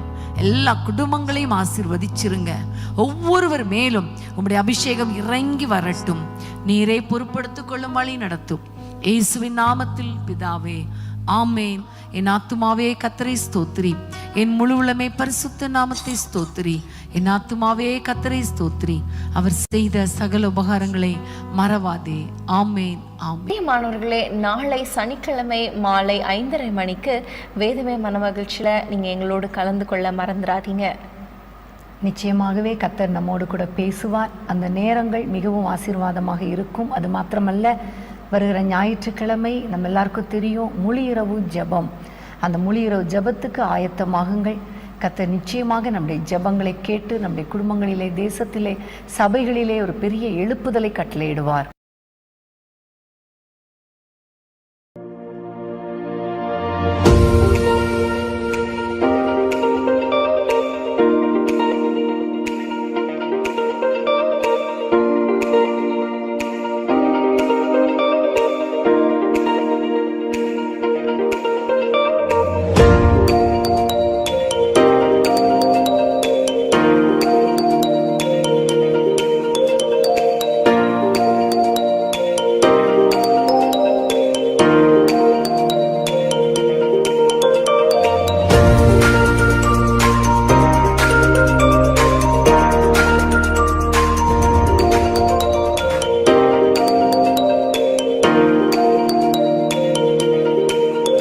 அன்பான தேவனுடைய பிள்ளைகளே, இச்செய்தி உங்களுக்கு மிகுந்த ஆசீர்வாதமாக இருந்ததென்று நாங்கள் நம்புகிறோம். தொடர்ந்து எங்கள் செய்திகளை கேட்டு கர்த்தருக்குள் ஆசீர்வதிக்கப்பட ஜீசஸ் மீட்ஸ் மினிஸ்ட்ரீஸ் என்கிற எங்கள் யூடியூப் சேனலை சப்ஸ்கிரைப் செய்யுங்கள். மேலும் உங்கள் ஜெப உதவிக்கு எங்களோடு நீங்கள் தொடர்பு கொள்ள வேண்டிய தொலைபேசி எண் 9842252836 மற்றும் 7299546363. Email gpsrobinson@hotmail.com. கர்த்தர் உங்களை ஆசீர்வதிப்பாராக.